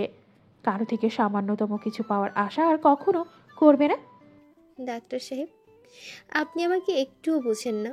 ভালো না হয় নাই বাসলেন, একটুখানি পাশে বসার অধিকারটুকু দিতেও এত কুণ্ঠাবোধ, এত দূরছাই করা কি উচিত হলো আপনার? কি বা এমন পাপ করে ফেলেছি? অকারণ ভালোবাসাটুকুই তো। ভালোবাসতে তো কারণ লাগে না, অকারণেও ভালোবাসা যায়। ভালোবাসার শুরুটা তো একপাক্ষিকই হয়। আমাদের ভালোবাসার গল্পটার না হয় আমার দ্বারাই সূচনা হয়েছিল, তাই বলে সেটা মূল্যহীন হয়ে গেল? কোথায় লেখা আছে শুধুমাত্র ছেলেরাই ভালোবাসার দাবি নিয়ে সামনে দাঁড়াতে পারবে, মেয়েরা পারবে না? আমাকে একটু বুঝলে কি এমন হতো? ভালো নাই বা বাসলেন, শুধু একটু পাশে বসে থাকার অধিকার দিতেন, তাও তো দিলেন না। উল্টো এত অপবাদ ফিরিয়ে দিলেন। এতটা কি আমার পাওনা ছিল? কত শত ভাবনা রিফাকে ঘিরে ধরে, অথচ রিফাকে স্বাভাবিক হতে হবে। বিছানার উপর হৃদম রায়হান দুজন দুপাশে উপর হয়ে শুয়ে আছে। রিফা বেরিয়ে যাওয়ার পর তাদের দুজনের ভাগ্যেও কয়েকটি ব্যাতের বাড়ি জুটেছে। সেই আঘাতের সূত্র ধরে এখনো কেঁদে যাচ্ছে। বাড়ির এমন অস্থির পরিবেশ তাদের ভালো লাগে না। সারাক্ষণ একটা ভয় তারা করে, লুকিয়ে চুপিয়ে খুব সাবধানেই চলাফেরা করে। এই সময়টা মা খুব সামান্য কারণেই রেগে যায়, আবার রেগে দুই ভাইকে ইচ্ছে মতো পিটিয়ে ক্ষান্ত হয়। আজ তো তিন ভাই বোনের কপালে মার জুটেছে। বাড়ির পরিবেশ থমথমে, তিনজন তিন দিকে বিক্ষিপ্ত মনে পড়ে আছে। হাতে থাকা ছোট মাটির টুকরোটি পুকুরের জলে ছুঁড়ে মারতেই ছোট ছোট ঢেউ চতুর্দিকে ছড়িয়ে পড়ল। খানিকটা যেতে না যেতেই সেই ঢেউ মিলিয়ে গেল। জল আবার শান্ত হতেই সৌধ আবার একটা ঢিল ছুঁড়ে দেয়। বেশ কয়েকদিন ধরেই সে পুকুর পাড়ে বসে এই খেলাটি খেলছে। এখন সে 6টা বাজতেই পুকুর পাড়ে ছেড়ে চলে যায় না, বরং বিকাল 5টা হতে রাত পর্যন্ত বসে থাকে। আসলে সে অপেক্ষা করে, তার পাশে শূন্য স্থানটি আবার দখল হয়ে যাওয়ার অপেক্ষা। কিন্তু সেই স্থানটি জবরদস্তি দখলকারিনী আর আসে না। সেই যে নিজেকে টেনে হিঁচড়ে নিয়ে চলে গিয়েছে আর ফিরেনি। সেদিন না হয় রাগের বশে সৌধ খুব কড়া কথা শুনিয়ে দিয়েছিল, তাই বলে আশা বন্ধ করে দিবে? এতদিন তো নিজের মন মর্জি মতন চলত, কখনো তো সৌধের কথার ধার ধারিনি। নিজের মতো আসতো, পাশে বসতো, গল্প শোনাতো, আবার নিজের ইচ্ছে মতো চলেও যেত। সেসব ছিল না সৌধের কোনো হস্তক্ষেপ কিংবা সৌধের মতামতের কোনো গুরুত্ব। তবে সেদিন সৌধের রাগের বশে বলা কথাগুলো কেন মেনে নিতে হবে? এই কয়েকদিন রিফা নিজের সম্পর্কে অনেক কথাই সৌধকে শুনিয়েছে। সে কোথায় পড়ে, কোন বিভাগের শিক্ষার্থী, কলেজ কেমন লাগে, সেখানে বন্ধুরা কেমন, সব তথ্যই সৌধের জানা। সে সকল তথ্যের ভিত্তিতে সে 2-3 বার রিফার কলেজের সামনে ঘুরেও এসেছে, কিন্তু দেখা মিলেনি। সকালবেলা কলেজে যাওয়ার সময়টা রিফার খুব পছন্দ। ধোয়া ওঠা গরম ভাত, আলু ভর্তা, ডিম ভাজি পছন্দের খাবার। হৃদম রায়হানের সাথে কাটালে তার মন ভালো হয়ে যায়। মাঝে মধ্যে সে ইচ্ছে করে রায়হানকে খেপিয়ে দেয়। রিফার পাশের বাড়ির প্রতিবেশী সদর দরজায় একটা জবা ফুলের গাছ আছে। সেখানে একই গাছে সাদা, গোলাপি দুরকম ফুল ফোটে। এখন ছোটখাটো অনেক তথ্যই সৌধের জানা।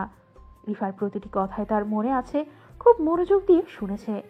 এমন নয়, তবুও কিভাবে যেন মনে আছে, যা এখন প্রতি মুহূর্তই সৌধকে অস্থির করে তোলে। তাই এখন আর পুকুর পাড়ে শান্ত হয়ে বসে থাকতে পারে না। পুকুরে ঢিল ছুঁড়ে কিংবা পুকুর পাড় কোয়ার্টারগুলোর আশেপাশে হেঁটে বেড়ায়। রিফা বৃষ্টি নামে যে মেয়েটিকে প্রাইভেট পড়াতো, তাদের কোয়ার্টারের ওদিকটাও গিয়েছিল, কিন্তু সেদিনের পর রিফা প্রাইভেট পড়াতেও মনে হয় আসেনি। সৌধ বিকাল 5টা বাজতে এদিকটায় নজর রেখেছিল, কিন্তু রিফার দেখা মেলেনি। আজ অনেকক্ষণ চারপাশে হেঁটে সেই পুকুর পাড়ে বসেছে। অন্যদিনের মতোই অস্থির মন নিয়েই ফিরতে হবে। পকেটে রাখা মোবাইল ফোনটি খানিক পরপর বেজেই চলেছে। এতক্ষণে 30-এর বেশি মিসড কল জমা হয়ে গেছে। কানাডা থেকে বাবা কল করছে। মায়ের একমাত্র বোন, ওনার স্বামী, একমাত্র ছেলে কেউ বাদ যায়নি। সবাই সিরিয়ালি কল করছে। একজনের কল কেটে যেতেই আরেকজন। সৌধ বিরক্ত হয়ে বাবার সাথে কথা বলার সিদ্ধান্ত নিল। সবার সাথে তো মন খুলে কথা বলা যায় না। মনে যা আসে তাই বলেই সরাসরি বেয়াদব, অসামাজিক বলে গণ্য হবে। তার থেকে নিজের বাবার কাছে বেয়াদব, অবাধ্য সন্তান হতে ক্ষতি নেই। আরেকবার কল আসতেই সৌধ কল রিসিভ করল। অপর পাশ থেকে ভদ্রলোক ভীষণ রেগে গিয়ে বললেন, তুমি কি ঠিক করেছো? প্রতিটি পদে পদে তুমি আমাকে অপদস্থ করতেই থাকবে। আমার এমন কোনো পরিকল্পনা নেই। কিন্তু তোমার কার্যকলাপে তাই ফুটে উঠেছে। আমি তো কিছুই করলাম না, একলা নিজের মতোই আছে। সেটাই তো সমস্যা। অসামাজিকের মতো একলা থাকবে কেন? তোমার কোনো আত্মীয় স্বজন নেই। তোমার কাজিনের বিয়ের অনুষ্ঠানে তুমি উপস্থিত নেই। সবাই আমাকে কল দিয়ে নালিশ করছে। আমাকে কতটা বিব্রতকর পরিস্থিতিতে ফেলেছ বুঝতে পারছো? বুঝতে চাইছি না। সৌদ, তুমি যথেষ্ট বড় হয়েছ। তোমাকে শাসন করার অবস্থায় আমি এখন আর নেই। আমার শাসন বারণ মেনে চলার বয়সও তুমি পেরিয়ে এসেছো। ভুল সঠিক সিদ্ধান্ত তুমি নিজেই নিতে পারো। মনের বিরুদ্ধে গিয়েও মাঝে মধ্যে পরিস্থিতি এবং পরিবেশ বুঝে আমাদের অনেক সিদ্ধান্ত নিতে হয়, অনেক কাজ করতে হয়। আমার যখন ওনাদের প্রয়োজন ছিল তখন তারা কোথায় ছিল? মাকে হারিয়ে যখন একলা হয়ে গিয়েছিলাম তখন আমার মায়ের একমাত্র বোন তার মৃতবোনের সন্তানের খোঁজ নিতেও আসেনি। আজ কেন আমার খোঁজ করা হচ্ছে? তার ছেলের বিয়ের রিসেপশন আমার কি দরকার? সকল কাজ প্রয়োজনের খাতিরেই করতে হবে এমন কোনো কথা নেই। কখনো বিনা কারণে কিছু কাজ করে দেখো, ভালো লাগবে। জীবন উপভোগ করতে শিখবে। অকারণে নেওয়া পদক্ষেপগুলো জীবনে অনাবিল আনন্দ বয়ে আনে। ছোট ছোট অভিজ্ঞতাগুলোর জন্যই জীবন উপভোগ্য মনে হয়। অকারণ এক পায়ে গিয়ে দেখো না, লাভ না হলেও লোকসান তো হওয়ার সম্ভাবনা নেই। সৌধ বুঝে গেছে আজকে বাবার মুড যথেষ্ট ভালো। যাই বলা হোক না কেন উনি রাগ করবেন না, বরং জ্ঞানীগুণীর মতন বৃহৎ আকারে জ্ঞানবিধি করবেন। বেশ গম্ভীর কিছু কথা শুনিয়ে দিবেন। হতাশ হয়ে সৌধ ফোন কেটে দিয়ে ভাবতে লাগলেও তার কি করা উচিত। একমাত্র খালার ছেলে এই শহরের কোনো এক মেয়েকে বিয়ে করেছে। সৌধকে বিয়ের দাওয়াত দিয়েছিল কিন্তু সে যায়নি। আজ বিয়ের পরবর্তী অনুষ্ঠানে সৌধ যাওয়ার জন্য বারবার কল করা হচ্ছে। খালাতো ভাইয়ের আত্মীয়দের সাথে তার দেখা করানোরই মূল উদ্দেশ্য। সৌধের এত কোলাহল কখনোই পছন্দ ছিল না, তাই সে যেতে পারবে না তা আগেই জানিয়ে দিয়েছিল। কিন্তু খালাতো ভাই চাইছে আধা ঘন্টার জন্য হলেও যেন গিয়ে দেখা করে আসে। তার শ্বশুরবাড়ির সকলেই সৌধের সাথে সাক্ষাতের আগ্রহ প্রকাশ করেছে। সৌধ অবশ্য তবুও যেত না, কিন্তু বাড়ি ফিরে গিয়েও শান্তি পাবে না। বাবার কথা শুনে মনে হলো লাভ লোকসানের বাইরে গিয়ে একবার পদক্ষেপ নিয়ে দেখবে জীবনের যদি স্বস্তি আসে। নিয়ম রীতির বেড়াজালে নিজেকে আবদ্ধ রাখার কারণে রিফার দিকে কখনো মায়াভরা দৃষ্টিতে তাকানো হয়নি। এজন্যই বোধ হয় মেয়েটি হারিয়ে গেল। উঠোনের এক কোণে আলুথালু হয়ে বসে আছে রিফা। পরনের মলিন জামা কাপড় ধুলোয় জর্জরিত হয়ে গেছে। লম্বা বেরুনির নিম্নাংশ পর্যন্ত উঠোনের ধুলোময় মাটিতে গড়াগড়ি করছে। সামনেই বাঁশের শুকনো কঞ্চি হাতে নিয়ে দাঁড়িয়ে আছে রিক্তা। রাগে তার শুষ্ক চেহারা আরো ভয়ানক দেখাচ্ছে। 21 বছর বয়সে এসেও রিফা মায়ের এমন চেহারা দেখে ভয়ে গুটিয়ে যাচ্ছে। কিছুক্ষণ আগেই চুলায় জাল দেওয়ার জন্য সংগ্রহে রাখা শুকনো কঞ্চি দিয়ে রিক্তা বেধরম রিফাকে পিটিয়েছে। এখন যুবতী মেয়েকে বাড়ি ছাড়া করতে উঠে পড়ে লেগেছে। রাগে তার হিতাহিত জ্ঞান লোপ পেয়েছে। না হলে এমন রাত নামার পূর্ব মুহূর্তে কেউ মেয়েকে বাড়ি থেকে বেরিয়ে যেতে বলে নাকি? আজকাল সে একটুকুতেই ক্ষেপে উঠেছে। রিফার আর ভালো লাগছে না। কোথায় গেলে একটু শান্তি পাবে কে জানে। মাঝে মধ্যে মন যাচ্ছে সত্যি বাড়ি ছেড়ে বেরিয়ে যাবে, কিন্তু চাইলে তো আর তা করা যায় না। মায়ের উপর এক মুহূর্ত রাগ করে থাকলেও কিছুক্ষণ পরেই আবার মায়ের কাছে যাওয়ার জন্য মন আনচান করে। কয়েক ঘন্টা মাকে দেখতে না পেরে মন অস্থির হয়ে যায়। কলেজ থেকে এসেই প্রথমে মায়ের মুখদর্শন চাই। অকারণ রান্না করে গিয়ে খাবারের মেনু দেখার চলে মাকে দেখে আসে। শুধু কি রিফার একারই এমন লাগে? না, রিক্তা নিজেও তো এত কষ্ট সয়ে যাচ্ছে সন্তানদের মুখের দিকে তাকিয়ে। রোজ 3 বেলা রেঁধে প্রথমে সন্তানদের মুখে তুলে দেয়। তার একলা জীবনে এই 3টি সন্তানকে আঁকড়ে ধরে বেঁচে আছে। বিশাল পৃথিবীতে আপন বলতে নিজের সন্তান 3টি ছাড়া কেউ নেই। রিফা সবই বোঝে, কিন্তু সবসময় তো পরিস্থিতি অনুকূলে থাকে না। রিফারও মন চায় মা কখনো তার দিকটা বুঝুক, একটু পাশে বসে মনের কথা জানতে চায়। পরিস্থিতির কাছে অসহায় রিফা আঘাতের কারণে নয়, মনের ভেতরে লুকিয়ে থাকা কষ্টের কারণেই চোখের জল ফেলছে। এই কয়েকদিনে রিফা মায়ের উপর অনেকটাই জেদ করে নিজেকে বাড়িতে আবদ্ধ করে রেখেছিল। কলেজে যায়নি, টিউশনি করাতে যায়নি, সারাদিন রান্নাবান্না করেছে, বাড়ির যাবতীয় কাজকর্ম করেছে। সংসারের বেশিরভাগ কাজই রিফা এক হাতে সামনে নিয়েছে। রিক্তা এ নিয়ে কিছু বলেনি। সেদিনের পর থেকে মা মেয়ের মধ্যে কথাবার্তা প্রায় বন্ধই ছিল। খুব প্রয়োজন ছাড়া কেউ কারোর সাথে কথা বলেনি। অবশ্য প্রয়োজনও খুব একটা পড়েনি। রিফা আপন মনেই সংসারের কাজ করে গেছে, ভাইদের দেখাশোনা করেছে। অন্যদিকে রিক্তা যেন হাফ ছেড়ে বেঁচেছে। সে ঘুম থেকে উঠে নাস্তা খেয়ে সারা বাড়ি একবার হেঁটে বেড়ায়। ঝিরঝির করতে থাকা টেলিভিশনটি চালু করে তার সামনে কাঁথা সেলাই করতে বসে পড়ে। এই অসময়ে রিক্তার কাঁথা সেলাই দেখে রিফা যার পর্নায় বিরক্ত হলেও মুখে কিছু বলে না। রিফা চাইছিল মা তাকে ডেকে বলুক, এসব ঘরের কাজ বন্ধ করে কলেজে যাও, আগের মতো টিউশনি করাও। সে কোনো কলেজে যাচ্ছে না তা জানতে চাক, পড়াশোনার খোঁজ নিক, ভবিষ্যৎ পরিকল্পনা নিয়ে কথা বলুক। মূলত সে চায় মায়া তাকে নিয়ে ভাবুক, তাকে উপদেশ দিক, পথ দেখাক। ভালো মন্দ যাই হোক, কিছু একটা তো বলুক। অন্যদিকে রিক্তাও প্রহর গুনছিল মেয়ের খামখেয়ালিপনা কবে শেষ হবে তা দেখার। সে খুব ভালোভাবেই মেয়েকে চেনে। যে মেয়েকে একদিন ঘরে আটকে রাখা যায় না, একবেলা ঘরের কাজ করিয়ে নেওয়া যায় না, সে হঠাৎ করে পাক্কা সংসারী কোনোভাবেই হয়ে উঠতে পারবে না। বামের নীরব প্রতিযোগিতা বেশ কয়েকদিন ধরেই চলল। সপ্তাহ পার হতে না হতেই রিফার ঘরবন্দি মন বিদ্রোহ করে উঠল। সে আর কিছুতেই এভাবে জীবনযাপন করতে পারছিল না। অনেক ভেবেচিন্তে রিফা সিদ্ধান্ত নিল সে আবার কলেজ যাবে, আবার টিউশনি শুরু করবে। কিন্তু এবার আর ক্লিনিকের কোয়ার্টারের দিকে যাবে না। গুড হেলথ ক্লিনিকের সেই ডাক্তারটির সামনে সে আর পড়তে চায় না। সে থাকুক তার মতো, একলা পুকুর পাড়ে নিজের মতো সময় কাটাক। রিফা আর কখনো তাকে বিরক্ত করতে যাবে না। বন্ধু বান্ধবদের সাথে ফোনে যোগাযোগ শুরু করলো। চেনা জানা সবাইকে বলে রাখলো নতুন টিউশনের কথা। তবে সবকিছু চলছিল রিক্তার থেকে লুকিয়ে। টিউশন ম্যানেজ হয়ে গেলে তবেই রিক্তাকে জানাবে। আগেই শুনে ফেললে আবার পুরনো টিউশনগুলো ছেড়ে দেওয়ার জন্য নতুন করে বকা খেতে হবে। কিন্তু মেয়ের হঠাৎ ফোনে ব্যস্ত হয়ে পড়া রিক্তার নজর এড়ালো না। তার সামনে পড়লে মেয়ে দ্রুত কল কেটে দেয় অথবা কথা বন্ধ করে ফোন কানে নিয়ে দাঁড়িয়ে থাকে। এর মাঝে একদিন রিফার কলেজের পরিচিত এক বড় ভাই টিউশনির ব্যাপারে কথা বলতে রিফার বাড়ির সামনেই দেখা করতে এসেছিল।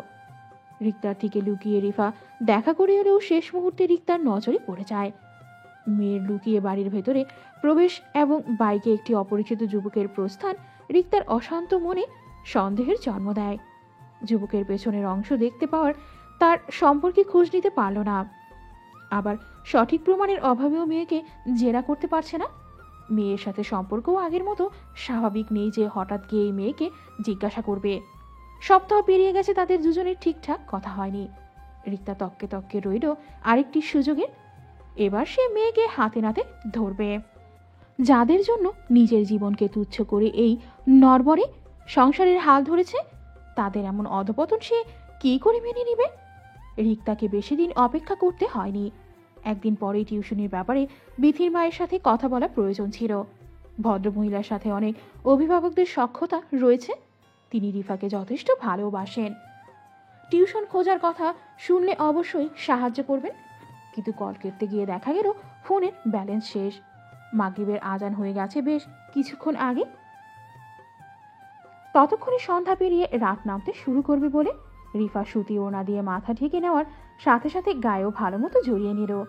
বিছানায় বসেই রিদম পড়ছিল। তাকে বাইরে যাওয়ার কথা জানিয়ে রিফা পা টিপে টিপে ঘর ছেড়ে বেরিয়ে এলো। মায়ের ঘরে উকি দিয়ে দেখলো রিক্তা নিজের ঘর গোছাচ্ছে। গোছানো শেষে কাঁথা সেলাই করতে বসবে। উঠানে নেমে এসে রিফা নিস্তব্ধ পায়ে দরজার দিকে এগিয়ে চলল। সে জানত না রিক্তা ইদানিং তার প্রতিটি গতিবিধির দিকে সূক্ষ্ম নজরদারি করছিল। সদর দরজা খোলার জন্য রিফা হাত বাড়ালেই রিক্তা এসে হাত ধরে ফেলল। সর্বশক্তি দিয়ে ডান হাতে রিফার গালে একটি থাপ্পড় দিয়ে চেঁচিয়ে পড়ে উঠল। জানোয়ারের বাচ্চা, এই রাত দুপুরে কই যেতেছিস এমন লুকায় লুকায়? কন্যাগরের সাথে দেখা করতে যাইতেছিলি? তোরে কলেজ পাঠায় পড়তে আর তুই ছেলে নিয়ে ঘুরে বেড়াইস। এখন ঢং করে কলেজ যাওয়া বন্ধ করছিস। ছেলে পেলে এখন আমার বাড়ির সামনে আসে, তোর এত সাহস হয় কেমনে? কলিজা টেনে ছিঁড়ে ফেলবো আমি। হঠাৎ আক্রমণে রিফা হতভম্ব হয়ে পড়ে। অন্ধকারে মায়ের চেহারা দেখে ভরকে গিয়েছিল। নিজেকে সামলে নেওয়ার আগেই প্রচন্ড গতিতে গালে এসে পড়ে আরে একটি থাপ্পড়। থাপ্পড়ের চেয়েও বেশি আঘাত করেছিল মায়ের কথা। নিজের মতো করে কত কিছু বলে যাচ্ছে। লজ্জায় ঘৃণায় রিফার মাটিতে মিশে যেতে মন চাচ্ছে। না বলে বেরিয়ে পড়া অন্যায় হয়েছে, সে মানছে। তার জন্য যে কোনো সাজা পেতেও প্রস্তুত। কিন্তু সে কেন বাহিরে যাচ্ছে, কোথায় যাচ্ছে, এসব একবার জিজ্ঞাসা করে নিলেও তো পারত। মায়ের এই কেমন চিন্তা ভাবনা, নিজের মেয়ে সম্পর্কে তার ধারণা এতটাই জঘন্য। মুহূর্তে রিফার মনে পড়ে গেল সৌধের কথা। সেই মানুষটিও রিফাকে ভীষণ সস্তা ভেবেছিল। রিফার মনে হলো নিজের মা যদি তার সম্পর্কে এমন ধারণা পোষণ করতে পারে, তাহলে সেই অপরিচিত মানুষটি কেন পারবে না? আসলেই তো তাকে খুব একটা দোষারোপ করা যায় না। মেয়ের অধপতনের শোকে পাগল প্রায় রিক্তা যখন রান্নাঘর থেকে শুকনো বাঁশের কঞ্চি এনে রিফাকে প্রহার করা শুরু করলো, ঠিক সে সময় রিফা অন্তরের অন্তঃস্থল হতে ঘোষণা করল সৌধের সেদিনের আচরণের জন্য সে সৌধকে মাফ করে দিয়েছে। তার প্রতি রিফার তার কোনো অভিযোগ নেই। প্রহারের এক পর্যায়ে রিফা যখন মাটিতে লুটিয়ে পড়েছিল, রিক্তা তখন তাকে বাড়ি থেকে বের করে দেওয়ার জন্য উদ্যত হলো। এতক্ষণ মায়ের রুদ্ররূপ এবং বোনের এমন দশা দেখে বারান্দায় দাঁড়িয়ে কাঁপছিল হৃদম রায়হান। হৃদমকে জড়িয়ে ধরে পেছনের দিকে দাঁড়িয়েছিল রায়হান। বোনকে টেনে বাড়ি থেকে বের করে দেওয়ার দৃশ্য দেখা মাত্রই হৃদমকে আরও শক্ত করে জড়িয়ে ধরেই এবার চিৎকার করে কাঁদতে শুরু করে দিল। শান্ত সুস্থির সন্ধ্যার বিদায়ী ক্ষণে ছোট্ট শিশুর হৃদয় বিদারক কান্না এবং কর্কশ কণ্ঠে রিক্তার প্রলাপ আশেপাশের বাড়িতেই দ্রুত এবং স্পষ্টভাবেই ছড়িয়ে পড়ছে। সমাজে উপযুক্ত মেয়ের সামান্য ঘটনা ও মশলা মিশিয়ে আলোচনার শীর্ষে চলে আসে। তখন প্রাণের থেকেও মেয়ের সম্মান বেশি জরুরি হয়ে পড়ে। রিক্তা সে কথা ভুলে গেলেও রিফা তা ভুলতে পারেনি। ভাইয়ের দিকে তাকিয়ে সেই অবস্থাতেই বলল, চুপ কর রায়হান, অমন করে কাঁদছিস কেন? লোকে শুনবে তো। আপু একদম ঠিক আছে, লক্ষ্মী ভাইটি আমার, চুপ কর। রিফার কথার কোনো কাজ তো হলোই না, বরং উল্টো প্রভাব পড়ল। রায়হান আরও করুণ সুরে কাঁদতে থাকলো। মেয়ের কথা শুনে দ্বিগুণ খেপে গেল রিক্তা। এখন লোকে শোনার কথা মাথায় আসছে তোর? বাড়ির বাইরে দাঁড়ায় ফষ্টি নষ্টি করলে লোকে কি চোখ বন্ধ করে থাকে? আমার বাড়িতে থেকে নোংরামি করিস কোন সাহসে? বের হ আমার বাড়ি থেকে। যার সাথে দেখা করতে যাচ্ছিলি তার বাড়িতে গিয়ে কর এইসব। তোর মতো মেয়ে আমার দরকার নাই। যখন জন্মেছিলি তখনই মেরে ফেললাম না কেন তোরে? তোর পিছনে রক্ত জল করে আয় করা টাকা ঝালছি, পড়াশোনা করাইছি এই দিন দেখার জন্য? নষ্ট মেয়ে ছেলে, আমার বাড়িতে পাপ ডেকে আনিস তুই? বের হ এক্ষুনি। রিফা মায়ের কথায় পাত্তা না দিয়ে মুখ ঘুরিয়ে হৃদমকে বলল, রায়হানকে ঘরে নিয়ে যা, বাচ্চাটা ভয় পাচ্ছে তো। রিদম তখনই চোখ মুছতে মুছতেই রায়হানকে টেনে হিসড়ে ঘরের দিকে নিয়ে গেল। রিফা মার খেয়ে উঠোনের মাঝেই বসে পড়ল। রিক্তা কঞ্চি এক হাতে নিয়ে অন্য হাতে রিফার হাত ধরে টেনে দাঁড় করালো।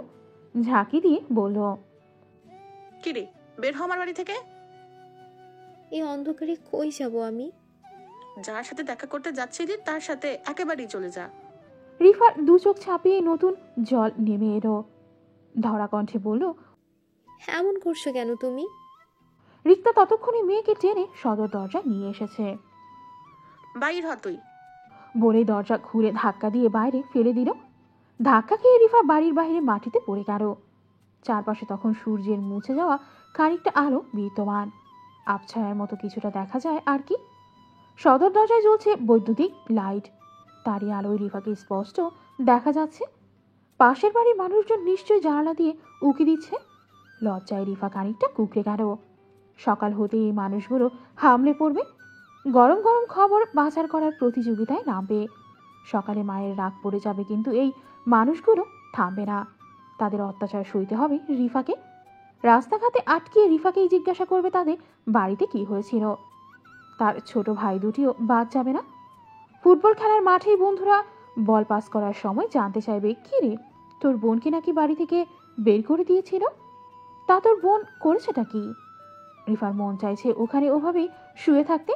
মাটি আঁকড়ে এভাবেই কেন পড়ে থাকা যায় না? মাটির বুকে কত প্রশান্তি। পড়ে রইলি কেন? ভাগ এখান থেকে। মায়ের কথায় ঘুরে তাকালো রিফা। শুধু চেহারায় মায়ের সাথে মিল, আচরণ পুরোটাই অচেনা। রিফার মাঝে মধ্যেই ভ্রম হয়, এ বুঝি তার মা নয়। মায়েরা কখনো এমন নিষ্ঠুর হয়? রিফা নড়াচড়া করছে না দেখেই রিক্তার রেগে দরজা বন্ধ করতে যাবে, তখনই অন্ধকার হতেই ভেসে এলো বিস্মিত একটি কণ্ঠস্বর, রিফাতুন।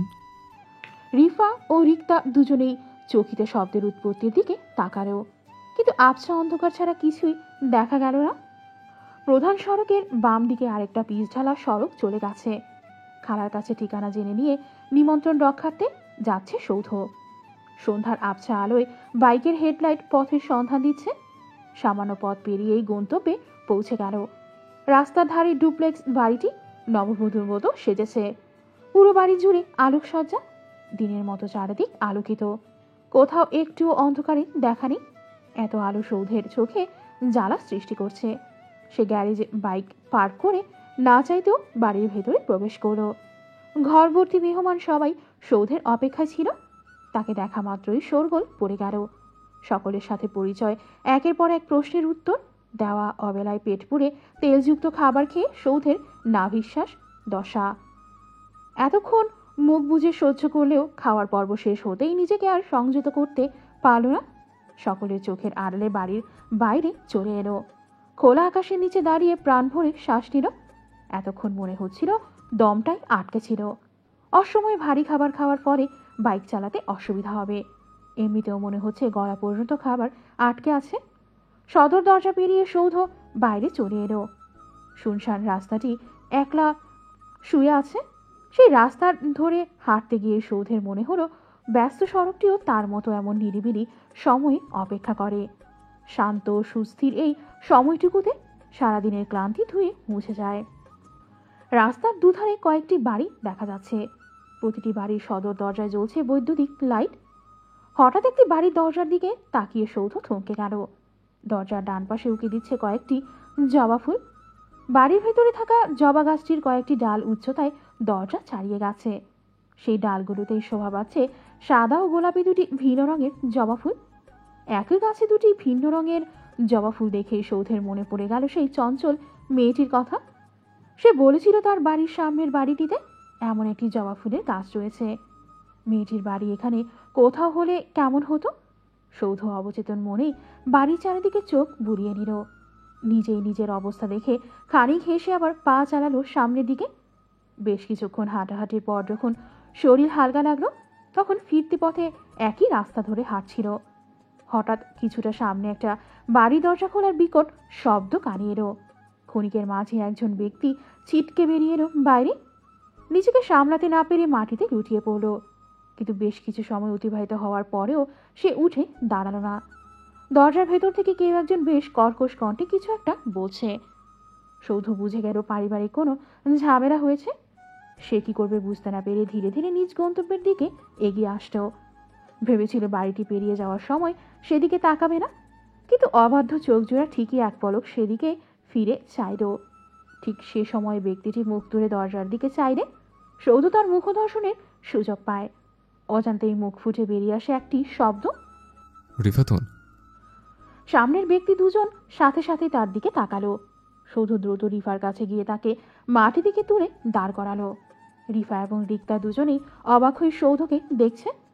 মানসিক এবং শারীরিক আঘাত রিফা তখন প্রচুর ক্লান্ত, ঠিকঠাক দাঁড়িয়ে থাকতে পারছে না। সৌধ তা বুঝতে পেরে দু হাতে রিফাকে জড়িয়ে নিজের কাছে টেনে নিল। রিফা তার নিজের ভর সৌধের উপর ছেড়ে দিয়ে টলতে টলতে দাঁড়ালো। চোখের সামনে মেয়েকে পরপুরুষের সাথে লেপ্টে দাঁড়িয়ে থাকতে দেখে রিক্তার মেজাজ চরম সীমায় পৌঁছে গেল। সে মেয়ের দিকে আবার তেড়ে গেল। শুধু ক্ষিপ্র গতিতে রিফাকে নিয়ে সরে গেল। পরিস্থিতিতে বুঝতে এবং সে অনুযায়ী সিদ্ধান্ত নিতে হলে আগে পরিবেশ শান্ত করতে হবে। কোনো আমন্ত্রণ কিংবা অনুমতির অপেক্ষা না করে সে রিফাকে নিয়ে বাড়ির ভেতরে প্রবেশ করল। রিক্তা অবাক হয়ে ছেলেটির কর্মকাণ্ড দেখল। মেয়ের সাথে কতটা ঘনিষ্ঠ সম্পর্ক থাকলে একটা ছেলে এতটা দুঃসাহস করে?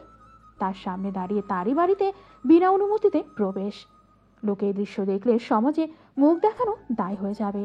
চারপাশে সতর্ক দৃষ্টি দিয়ে রিক্তা নিজেও বাড়ির ভেতরে ঢুকে দরজা বন্ধ করে দিল। রিফা ঠিকঠাক হাঁটতেও পারছে না। বড় উঠোন পেরিয়ে তবেই রিফার শোবার ঘর। সেদিকে তাকিয়ে সৌধ বলল, তোমাকে কোলে তুলে নিয়েছে, হাঁটতে পারছো না তো? এতক্ষণ ঘুরে থাকা রিফা অবাক হয়ে সৌধের দিকে তাকালো।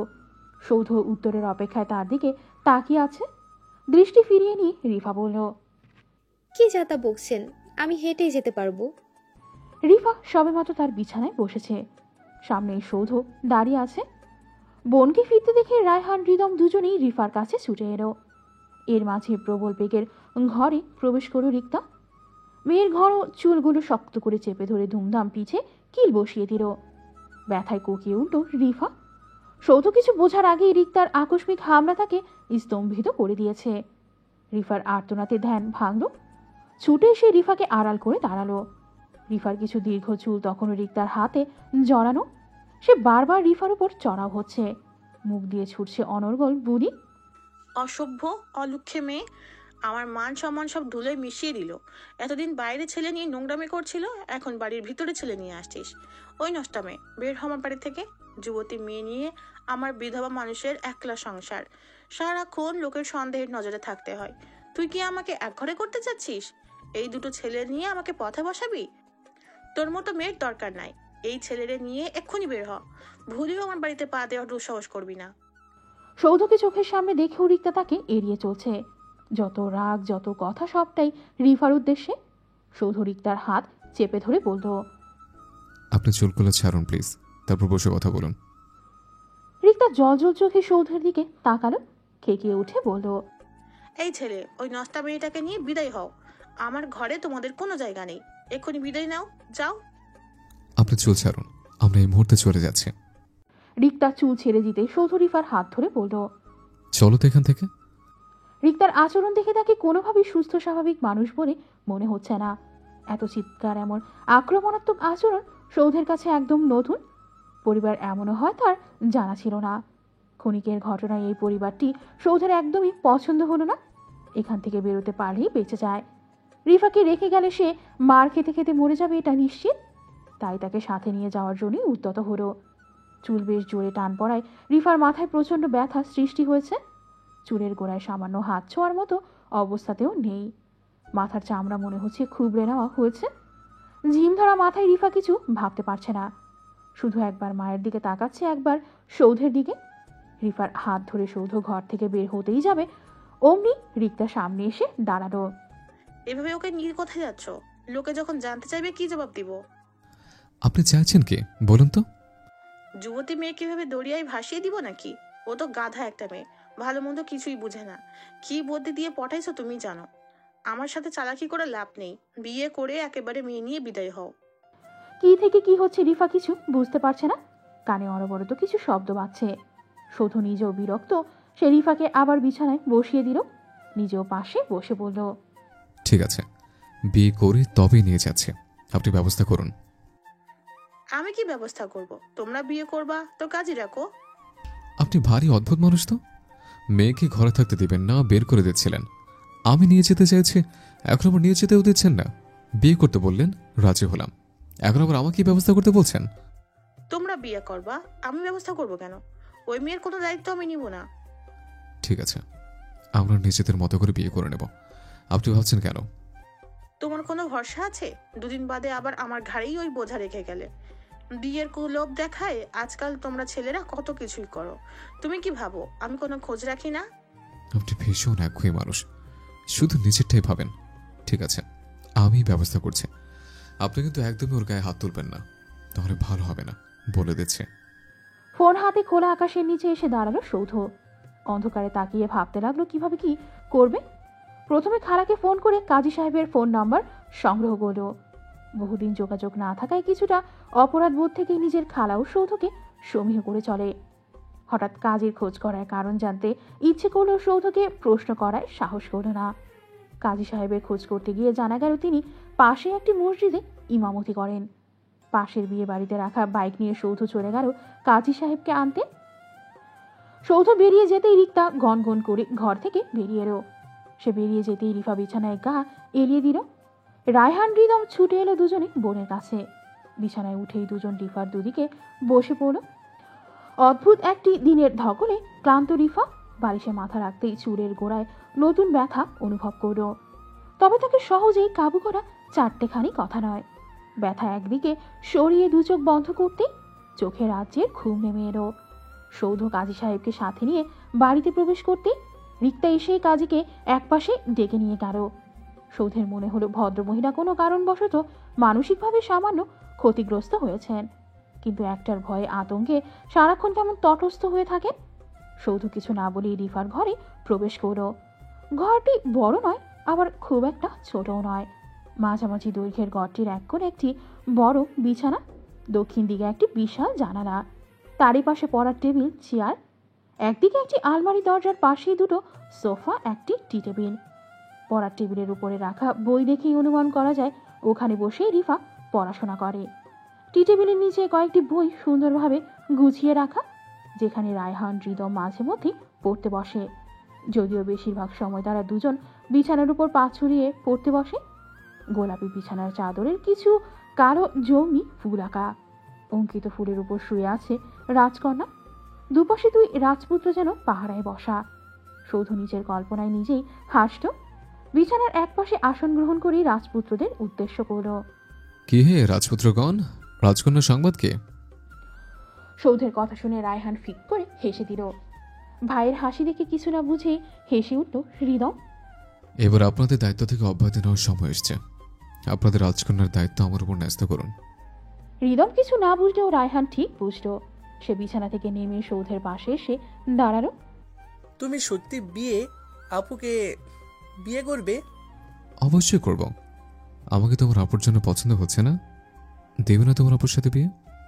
পছন্দ হয়েছে, কিন্তু বিয়ে করে তুমি তো আপুকে নিয়ে চলে যাবে, তখন আমরা একা হয়ে যাব। আমার অনেক বড় একটি বাড়ি আছে, তোমরা দুজনে চলো আমার সাথে।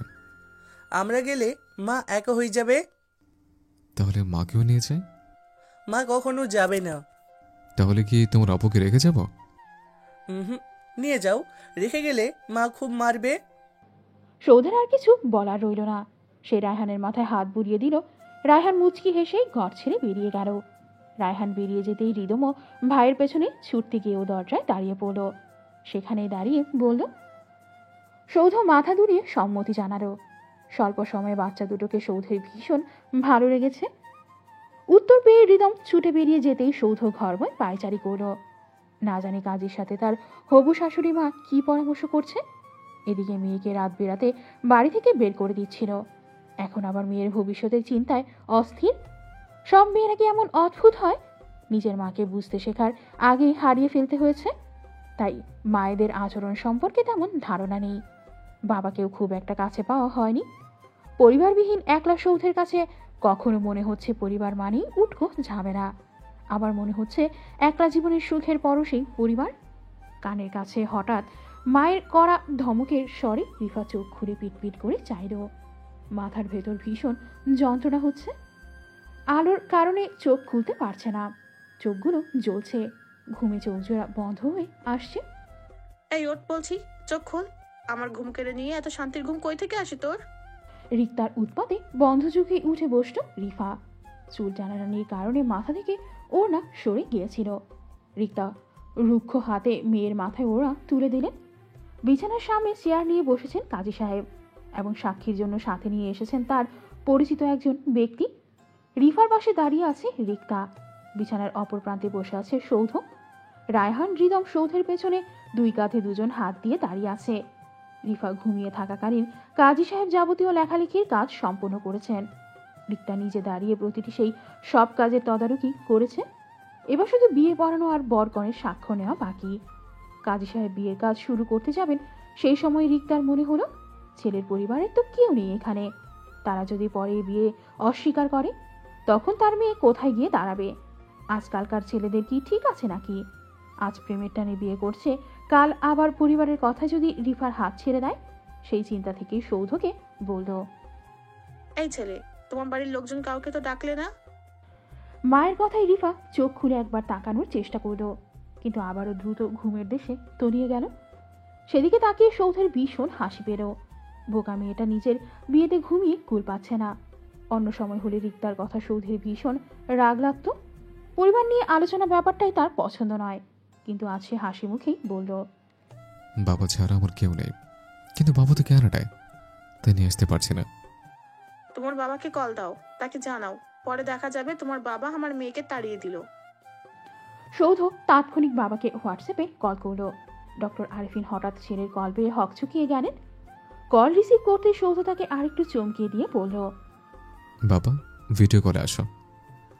একমাত্র ছেলের বিয়ে দেখতে না পেলে পরে আবার আফসোস করবে, তাই। ডক্টর আরিফিন নিশ্চিত হলেন ছেলে কোনো কারণে ফাজলামির মোড়ে আছে। তিনি ফুরফুরে মেজাজে ভিডিও কল অন করতে সৌধ ফোনটি বিছানার এক কোণে নির্দিষ্ট স্থানে রাখল। ডক্টর আরিফিনের ফোন স্ক্রিনে ভেসে উঠল অপরিচিত কতগুলো মুখ। সাদা ধবধবে দাড়ি, পাঞ্জাবি পরা টুপি মাথায় মানুষটিকে দেখেই তিনি বিস্ময়ে বাকশক্তি হারিয়ে ফেললেন। সৌধ তারা দিয়ে কাজী সাহেবকে বললেন, বিয়ে পড়ানো আরম্ভ করুন। আমি পুরোপুরি পরিবার নিয়ে তো চলে এলাম, এবার আর কোনো সমস্যার কথা না। রিক্তা মায়ের পেটে মাথা ঠেকিয়ে আবার ঘুমিয়ে পড়েছিল। রিক্তা তার মাথায় একটা চাপড় দিয়ে জাগিয়ে দিল। ঘুম ঘুম চোখে কাজী সাহেবের দিকে চেয়ে রইল। ওনার বক্তব্য রিফার বোধগম্য হল না। স্বাক্ষর করার সময় রিক্তা কলম এগিয়ে দিলে চুপচাপ স্বাক্ষর করে দিল। কিন্তু কাজী সাহেব কবুল বলতে বললে রিফা চোখ দুটো খুব কষ্ট করে খুলে ওনার দিকে তাকিয়ে বলল, কি বলবো? কাজী সাহেব হক চকিয়ে গেলেন। সবার দিকে একবার নজর বুলিয়ে নিয়ে বললেন, কবুল বলেন মা জননী। কেন বলবো? বিয়েতে সম্মতি দিবেন, কবুল বলতে হয়, এটাই নিয়ম। অধৈর্য রিক্তা মেয়ের মাথায় আরেকটা চাপড় মেরে বললেন, আর কত জ্বালাবি, এখন এবার নাটক করতেছিস কেন? কবুল বল তাড়াতাড়ি। একদিকে কাজী সাহেব, অন্যদিকে মা, দুজনের চাপের মুখেই রিফা কিছুই ভাবার সময় পেল না। এই ঝামেলা চুকিয়ে ঘুমাতে পারলেই বেঁচে যায়।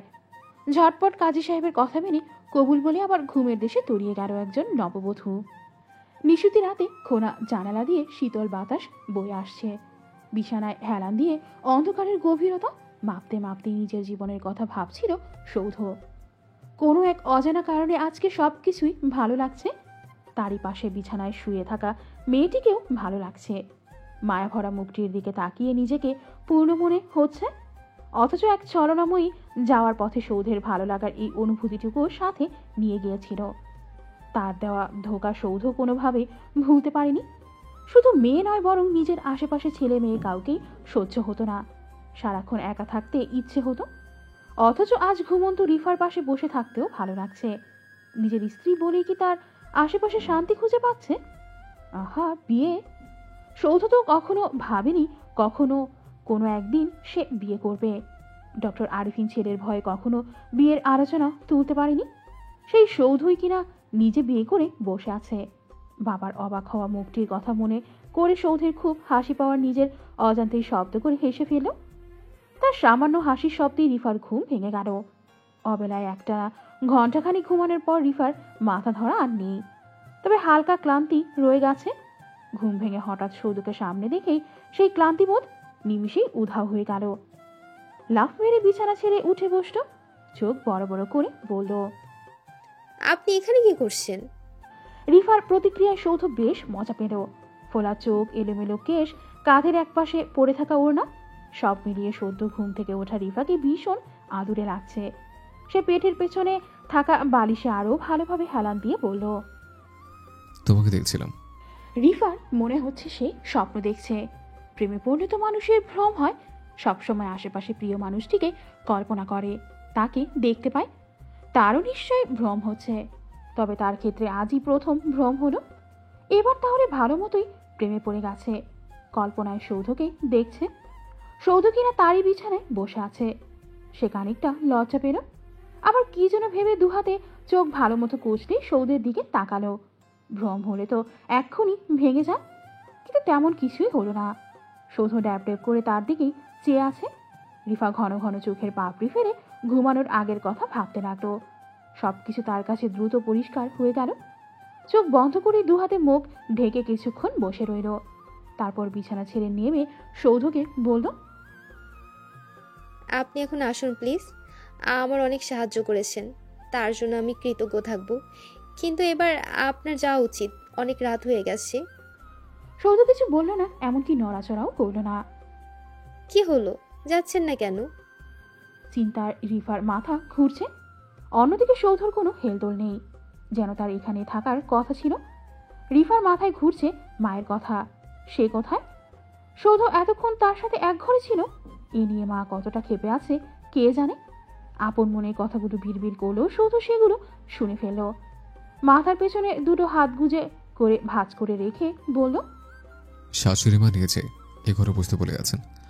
আমি বাধ্য ছেলের মতো শুধু বসেছিলাম, এর বাইরে কিছুই করিনি। অবশ্য কয়েকবার তোমার দিকে তাকিয়েছিলাম, কিন্তু তোমাকে ভীষণ আদরে দেখাচ্ছিল বলে বেশি তাকায়নি।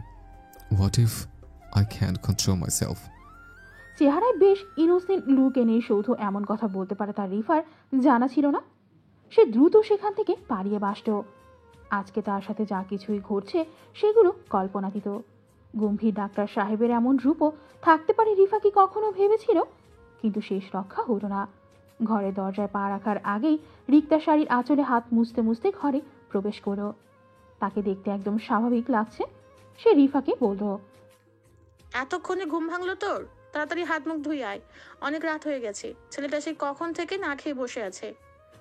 এরপর সৌধের দিকে তাকিয়ে বলল, তুমি চাইলে ফ্রেশ হয়ে নিতে পারো, আমি খাবার এখানেই দিয়ে দিচ্ছি। রিফার বুঝি আজকে শুধু অবাক হওয়ার পালা। যে মানুষটির পেছনে এতদিন ঘুরেও মুখ দিয়ে একটু ভালো কথা বের করতে পারিনি, সে আজকে তার সাথে ফাজলামি করছে। সারাদিন যার বকা খেলো, এই তো সন্ধেবেলা ইচ্ছে মতো পিটুনি দিল, বাড়ি থেকে পর্যন্ত বের করে দিল। সে কিনা এখন রেঁধে খাওয়াচ্ছে। তার ভ্যাল ভ্যাল করে তাকিয়ে থাকা দেখে রিক্তা বিরক্ত হয়ে বলল, কিরে নড়ছিস না কেন? ছেলেটাকে টিউবওয়েল পাড়ে নিয়ে যা, পানি তুলে দিস। তোকে তো আবার সব বলে দিতে হয়। রিফা বাধ্য মেয়ের মতো সৌধকে সাথে নিয়ে গেল। কল চেপে দিল। সৌধ হাত মুখ ধুয়ে ফিরে আসার সময় রিফার দিকে কিছুটা পানি ছিটিয়ে দিয়ে বলল, এ কি বলে জামাই আদর, বুঝলে মেয়ে? রাতের খাবার শেষ করতে 11টা বেজে গেল।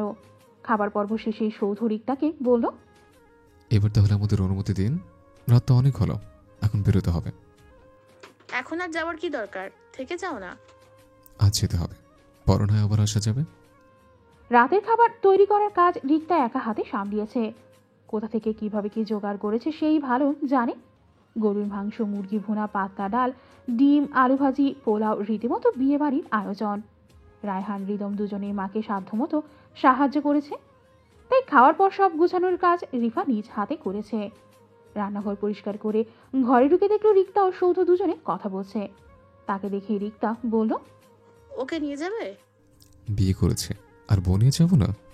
সৌধের কথায় রিক্তা রিফা দুজনেই লজ্জা পেল। সোফায় বসে রায়হান মুখ চেপে হেসে উঠল। রিক্তা তাকে একটি ধমক দিয়ে রিফাকে বলল, আমার সাথে চল। এভাবে শ্বশুর বাড়ি যাবি নাকি? আমার আলমারিতে শাড়ি রাখা আছে, ওটা পরে তৈরি হয়ে নে। এবার মায়ের উপর রিফার বড্ড অভিমান হলো। বিদায় করে দিবে বলে কি এমন আদর যত্ন? এতদিন বিয়ে হয়নি বলে এমন দূর দূর করত। এখন বিয়ে দিয়ে যেই না মেয়েকে তাড়িয়ে দেওয়ার সুযোগ এলো, অমনি ভালোবাসা উপচে পড়ছে। সবই লোক দেখানো। কোরবানির আগে গরুর যেমন খাতির যত্ন করা হয়, এখন তাকেও কি তাই করা হবে? এসব আদিক্ষাতা তার দরকার নেই। সে মুখ গোমরা করে বলল, দরকার নেই, তখন তো এক কাপড়ে বের করে দিচ্ছিলে, এখন আবার শাড়ি কেন? মেয়ের কথা শুনে রিক্তার মুখে আধার নেমে এলো। শাসন করতে গিয়ে একটু বেশি করে ফেলেছেন। বিধবা মানুষ, মাথার উপর কোনো পুরুষের মানুষের ছায়া নেই। যুবতী মেয়ে নিয়ে সমাজে বাস করা কতটা যন্ত্রণার সেটা অন্য কেউ কি বুঝবে? লোকজনের সন্দেহের তীরের ডগায় বসবাস করতে হয়। তার বাড়ির উপর সারাক্ষণ নিন্দুকের নজর থাকে। শুধু একটুখানি সুযোগের অপেক্ষা। একটু ভুলেই চারদিকে রই রই পড়ে যাবে। এত বড় মেয়ে সব বুঝেও প্রেমের পথে পা বাড়ালো কিভাবে? রিক্তার রাগ করা কি স্বাভাবিক নয়? রাগের মাথা কি কি কি করেছেন তা নিয়ে ভাবতে বসলে অবশ্য নিজেকেই অপরাধী মনে হয়। কিন্তু মেয়ে কি অন্যায় করেনি? বাড়ির বাইরে সময় কাটানো, রাস্তাঘাটে ছেলের সাথে দেখা করা, ভর সন্ধ্যাবেলা মান সম্মানের কথা না ভেবেই ছেলের সাথে দেখা করতে গেলে কোন মা মেনে নিবে? নেহাত ছেলে ভালো, রিক্তার পছন্দ হয়েছে বলেই তো বুদ্ধি করে বিয়েটা পড়িয়ে দিল। তা না হলে বোকা মেয়েটার কপালে কি ছিল কে জানে। রিক্তাকে কিছু বলার সুযোগ না দিয়েই টেবিলের উপরে রাখা ফোনটা হাতে নিয়ে রিফা ঘর ছেড়ে বেরিয়ে এলো। মা মেয়ে বিরোধের মাঝে সৌধ আর নিজেকে জড়ালো না। সে বিদায় নিয়ে বাইরে এসে দেখল রিফা সদর দরজা পেরিয়ে রাস্তায় দাঁড়িয়ে আছে। রিক্তা, রায়হান, রিদম তিনজনেই রিফাকে বিদায় জানাতে রাস্তায় এসে দাঁড়ালো। রিফা এগিয়ে সেই দুই ভাইকে জড়িয়ে ধরল। দুজনের কপালই চুমু দিল। রায়হানের কানে কিছু ফিসফিস করে বলে উঠে দাঁড়ালো। রিক্তার দিকে একবার তাকিয়েও দেখল না। নিঃশব্দে সৌধের বাইকের পেছনে বসতেই সৌধ বাইক স্টার্ট দিল। অন্ধকার রাস্তায় বেশিক্ষণ ওদের আর দেখা গেল না। অন্ধকারে এত দ্রুত মেয়ের মিলিয়ে যাওয়া দেখে রিক্তার চোখের জল বাঁধ মানতে চাইল না। ছেলে দুটোকে জড়িয়ে ধরে দরজায় হেলান দিয়ে অনেকক্ষণ কাঁদল। এই তো সেদিন প্রথম মেয়েটির মুখ দেখেছিলেন। সারাক্ষণ মা মা করে সারা বাড়ি মাতিয়ে রাখত। কোথাও যাওয়ার আগে মাকে বলে যাওয়া চাই চাই, অথচ আজকে চিরদিনের জন্য অন্যের ঘরে চলে যাওয়ার সময় একবার মুখ তুলে চাইল না। রিক্তার নিজের ওপর রাগ হলো। কি দরকার ছিল ওভাবে মারার? ঠান্ডা মাথায় বসে কথা বললেও তো পারত। মেয়ের পছন্দ খারাপ না, রিক্তা নিজে খুঁজলেও মেয়ের জন্য এত ভালো ছেলে পেত না। রায়হান মায়ের হাত ধরে টেনে বাড়িতে নিয়ে এলো। রিফার বিছানায় বসে মেহেবিহীন বাড়িটি রিক্তার কাছে মরুভূমির মনে হচ্ছে। দুপাশে দুটো ছেলে থাকা সত্ত্বেও মনে হচ্ছে কেউ নেই। বিশাল পৃথিবীতে সে একা হয়ে গেছে। স্বামী মারা যাওয়ার পর আজ অনেক দিন পর আবার একই রকম কষ্ট হচ্ছে। ছেলে দুটোকে কাছে টেনে নিয়ে বুকে জড়িয়ে ধরে ফুপিয়ে কেঁদে উঠল। মায়ের বুকের সাথে মিশে দু হাতে মাকে আঁকড়ে ধরে রায়হান বলল, আপু, আমাকে তোমার খেয়াল রাখতে বলে গেছে। রাত গভীর হওয়ায় শহরের কোলাহল থেমে গেছে অনেক আগেই। নিশ্চুপ পথ ধরে এগিয়ে যাচ্ছে সৌধের মোটর সাইকেল। বাতাসের সাই সাই শব্দের সাথে রিফার নাক টেনে কান্না করার শব্দও সৌধ শুনতে পাচ্ছে। রাগ করে ওভাবে বাড়ি থেকে বেরিয়ে এলেও মায়ের জন্য তার মন কাঁদছে। আপন নিয়ে ছেড়ে আসতে সবারই তো কষ্ট লাগে। সৌধ মুখ না ঘুরিয়ে গলার স্বর একটু বাড়িয়ে বলল, রিফাতুন, তুমি ঘুমিয়ে পড়লে নাকি? এমনিতেই সৌধের অদ্ভুত আচরণে রিফা প্রচণ্ড বিরক্ত। সে যে পেছনে বসে কান্না করছে তা বুঝতে পারার পরেও এমন কথা সেই বিরক্তি আরও বাড়িয়ে দিল। সামনে বসা মানুষটি তাকে কি ভাবছে? ছোট বাচ্চা। বাইকের পেছনে বসে সে ঘুমিয়ে পড়বে কেন? এরপর নিশ্চয়ই এটা বলবে, ঘুমিয়ে পড়ো না, এই তো প্রায় চলে এসেছি, আর মাত্র কিছুক্ষণ তুমি আমার সাথে গল্প করো, তাহলে দেখবে ঘুম কেটে যাবে। ছোটবেলায় বাবার সাইকেলের পেছনে বসে ঘুমে যখন ঢুলে পড়তো তখন বাবা ঠিক এভাবেই বলতো। আজ এতদিন পরে সৌধের মুখে এমন কথা শুনে ভিন্ন দুরকম অনুভূতি কাজ করছে। ছোট বাচ্চা ভাবায় রাগ পাচ্ছে, মনে হচ্ছে সৌধ তাকে উপহাস করো। আবার বাবার মতো কেউ তার খেয়াল রাখছে, আগলে রাখছে ভেবে ভালো লাগছে। অনেকদিন তো হয়ে গেল কেউ এভাবে যত্ন করেনি। কপট রাগ দেখিয়ে রিফা বলল, ঘুমাবো কেন? আমি কি ছোট বাচ্চা নাকি? সারাদিন তোমাকে ঘুমাতেই দেখলাম। আমার তো মনে হয় তুমি দিনের বেশিরভাগ সময় ঘুমিয়েই কাটাও। চাইলে এখন আমার পিঠে মাথা রেখে ঘুমিয়ে পড়তে পারো। আপনি বড্ড বেশি কথা বলেন। আমি তো আপনাকে অন্যরকম ভেবেছিলাম। কেমন ভেবেছিলে? চুপ করে বাইক চালান। আবার ঘুমিয়ে যাবে না তো? আমি মোটেও ঘুমাচ্ছিলাম না। তো চুপচাপ কি করছিলে? কিছু না, রাস্তা দেখছিলাম। চুপচাপ রাস্তা দেখতে ভালো লাগছে। আর দেখতে হবে না, আমরা পৌঁছে গেছি। কথা বলতে বলতে কখন ওরা শহর ছেড়ে বেরিয়ে এসেছে রিফা খেয়ালই করেনি। অবশ্য অন্ধকারে রাস্তাঘাট তেমন চেনার কথা নয়। আশেপাশে তাকিয়ে যা বোঝা গেল এটা শহরের বাইরের কোনো জায়গা। সাদা রঙের ডুপ্লেক্স বাড়িটি বৈদ্যুতিক বাতির আলোয় ঝলমল করছে। গ্যারেজে বাইক রেখে সৌধ দরজা খুলেই রিফাকে ভেতরে প্রবেশ করতে বলল। ড্রয়িং রুমের লাইট অন করতেই চারদিক আলোকিত হলো। সাজানো গোছানো বাড়িটিতে দাঁড়িয়ে রিফার গা ছমছম করে উঠল। কেমন প্রাণহীন নির্জীব একটি বাড়ি। বাড়ি জুড়ে শুধু ঘড়ির টিকটিক শব্দ। সেই শব্দ দেয়ালে বাধা পেয়ে আবার চার দেয়ালের মাঝেই ঘুরে ফিরে বেড়াচ্ছে। রিফা যখন এক জায়গায় দাঁড়িয়ে চারিদিকে তাকিয়ে দেখছিল, সৌধ তখন ড্রয়িং রুম পেরিয়ে সিঁড়ি বেয়ে উপরে উঠতে শুরু করেছে। পেছনে রিফার কোনো সারা শব্দ না পেয়ে ঘুরে তাকালো। ড্রয়িং রুমের ঠিক মাঝখানেই রিফা দাঁড়ানো। ওখানে দাঁড়িয়ে রইলে কেন? রুমে চলো। চিন্তার জগৎ থেকে বেরিয়ে রিফা সৌধের দিকে তাকালো। এই ভুতুরে বাড়ির ড্রয়িং রুমে সে একা দাঁড়িয়ে আছে খেয়াল হতেই দ্রুত পা চালিয়ে সৌধের কাছে চলে গেল। সৌধের পেছনে হাঁটতে হাঁটতে বলল, বাড়িতে আর কাউকে দেখছি না যে। কেউ নেই তাই দেখছো না? কোথায় গেছে? কেউ থাকলে তো যাবে। আপনি এখানে একা থাকেন? এতদিন থাকতাম, এখন আর একা রইলাম কোথায়? আজ থেকে আমরা দুজন থাকবো। সৌধ শোবার ঘরে দরজা খুলে দিল। রিফা ঘাড় ঘুরিয়ে নিশ্চুপ ড্রয়িং রুমের দিকে তাকিয়ে দেখলো চারদিক কেমন খা খা করছে। শুকনো ঢোক করে ঘরের ভেতরে প্রবেশ করলো। রিফাকে বিছানায় বসিয়ে সৌধ এগিয়ে গেল বেড টেবিলে রাখা পানির পাত্রের দিকে। গ্লাস ভরে পানি এনে রিফার হাতে দিয়ে নিজেও রিফার পাশে বসল। রিফা সেই গ্লাস হাতে নিয়ে সৌধের দিকে ঘুরে বসে বলল, আপনার একা থাকতে ভয় করে না? ভয় করবে কেন? এত বড় বাড়িতে একা থাকলে ভয় লাগা স্বাভাবিক। আচ্ছা, আপনি রাতের বেলা কোনো শব্দ শুনতে পান না? কিসের শব্দ? না মানে এমন বাড়িতে অনেক ধরনের শব্দ শোনা যায়। নুপুরের শব্দ, ছাদে হাঁটার শব্দ, হাসির শব্দ, নাকি জানলায় টোকা দেওয়ার শব্দ? সৌধ অনেকটা ফিসফিসি কানের কাছে কথাগুলো বলায় রিফা বেশ ভয় পেয়ে গেল। এমন শব্দের কথা কল্পনা করেই তার গায়ের লোম দাঁড়িয়ে গেল। সৌধ কিছুক্ষণ চুপ করে রিফার দিকে তাকিয়ে রইল। তারপর ওর অবস্থা থেকে হঠাৎ হাসতে হাসতে বিছানায় গড়িয়ে পড়ল। হাসির মাঝেই বলল, লাইক সিরিয়াসলি তুমি এই বয়সে এসেও ভূতে বিশ্বাস করো, ভয় পাও? রিফা নিজের চিন্তা ভাবনায় খানিকটা লজ্জা পেল মনে মনে। মাথা নিচু করে বসে রইল। সৌধ বেশ কিছুক্ষণ হাসার পর উঠে বসল। রিফাকে পানি খেতে বলে ওয়াশরুমে ফ্রেশ হতে গেল। রিফা ততক্ষণে ঘরের আশেপাশে হেঁটে এটা ওটা ছুঁয়ে দেখে সময় কাটালো। রুমে ফিরেই রিফার দিকে তাকিয়ে সৌধের মনে পড়ল রিফার জন্য জামা কাপড়ের ব্যবস্থা করা হয়নি। রাগ করে রিফাও মায়ের ওখান থেকে কিছু নিয়ে আসেনি। ধুলো ময়লা জমে থাকা সালোয়ার কামিজ গায়ে রিফাকে ঘুমোতে দিতে পারে না সে। তুমি একটা জামা নিয়ে আসলে মনে হয় ভালো হতো। বিয়ে করলেন আর বইয়ের জামা কাপড়ের দায়িত্ব নেবেন না? পুরাতন দিয়ে কাজ চালাতে চাইছেন? তোমার সব দায়িত্ব এখন আমার, কিন্তু এই রাতের বেলা শপিং করা সম্ভব নয়। আবার এই কাপড়ে ঘুমোতেও পারবে না, কাদামাটি লেগে নোংরা হয়ে গেছে। আপনারও তো ভাবতে হবে না, আমি ঠিক আছি। আমার কোনো দায়িত্বই আপনার নিতে হবে না। আমার জামা কাপড়ের ব্যবস্থা আমি করতে পারবো। জবাব দেওয়ার মতো অনেক কথা জানা থাকলেও সৌধ কোনো জবাব দিল না। রিফার দিকে কিছুক্ষণ তাকিয়ে থেকে ওর হাত ধরে পাশের রুমে নিয়ে গেল। এই রুমটিও বেশ পরিপাটি, তবে দেখেই বোঝা যাচ্ছে এখানে কেউ থাকে না। পরিত্যক্ত রুমটির এক কোণায় রাখা আলমারির সামনে দাঁড় করিয়ে সৌধ আলমারি খুলে দিল। রিফার দিকে তাকিয়ে বলল, তোমার যেটা ভালো লাগে সেটা বের করে পরে নাও। আলমারি ভর্তি কাপড়ের সামনে দাঁড়িয়ে রিফার চক্ষু চড়কাজ। একপাশে হ্যাঙ্গারে ঝুলছে সব সাধারণ কিন্তু দামি কিছু শাড়ি, অন্যদিকে ভাঁজ করে রাখা বেশ কিছু সালোয়ার কামিজ। কাপড়গুলো ছুঁয়ে দেখার জন্য হাত বাড়িয়ে রিফা থেমে গেল। কিছুক্ষণ আগে সৌধ বলেছিল এত বড় বাড়িতে সে একা থাকে। বাড়ির দিকে ভালোভাবে তাকালেই বোঝা যায় সৌধের কথা কতখানি সত্য, কিন্তু আলমারি ভর্তি কাপড় অন্য কথা বলছে।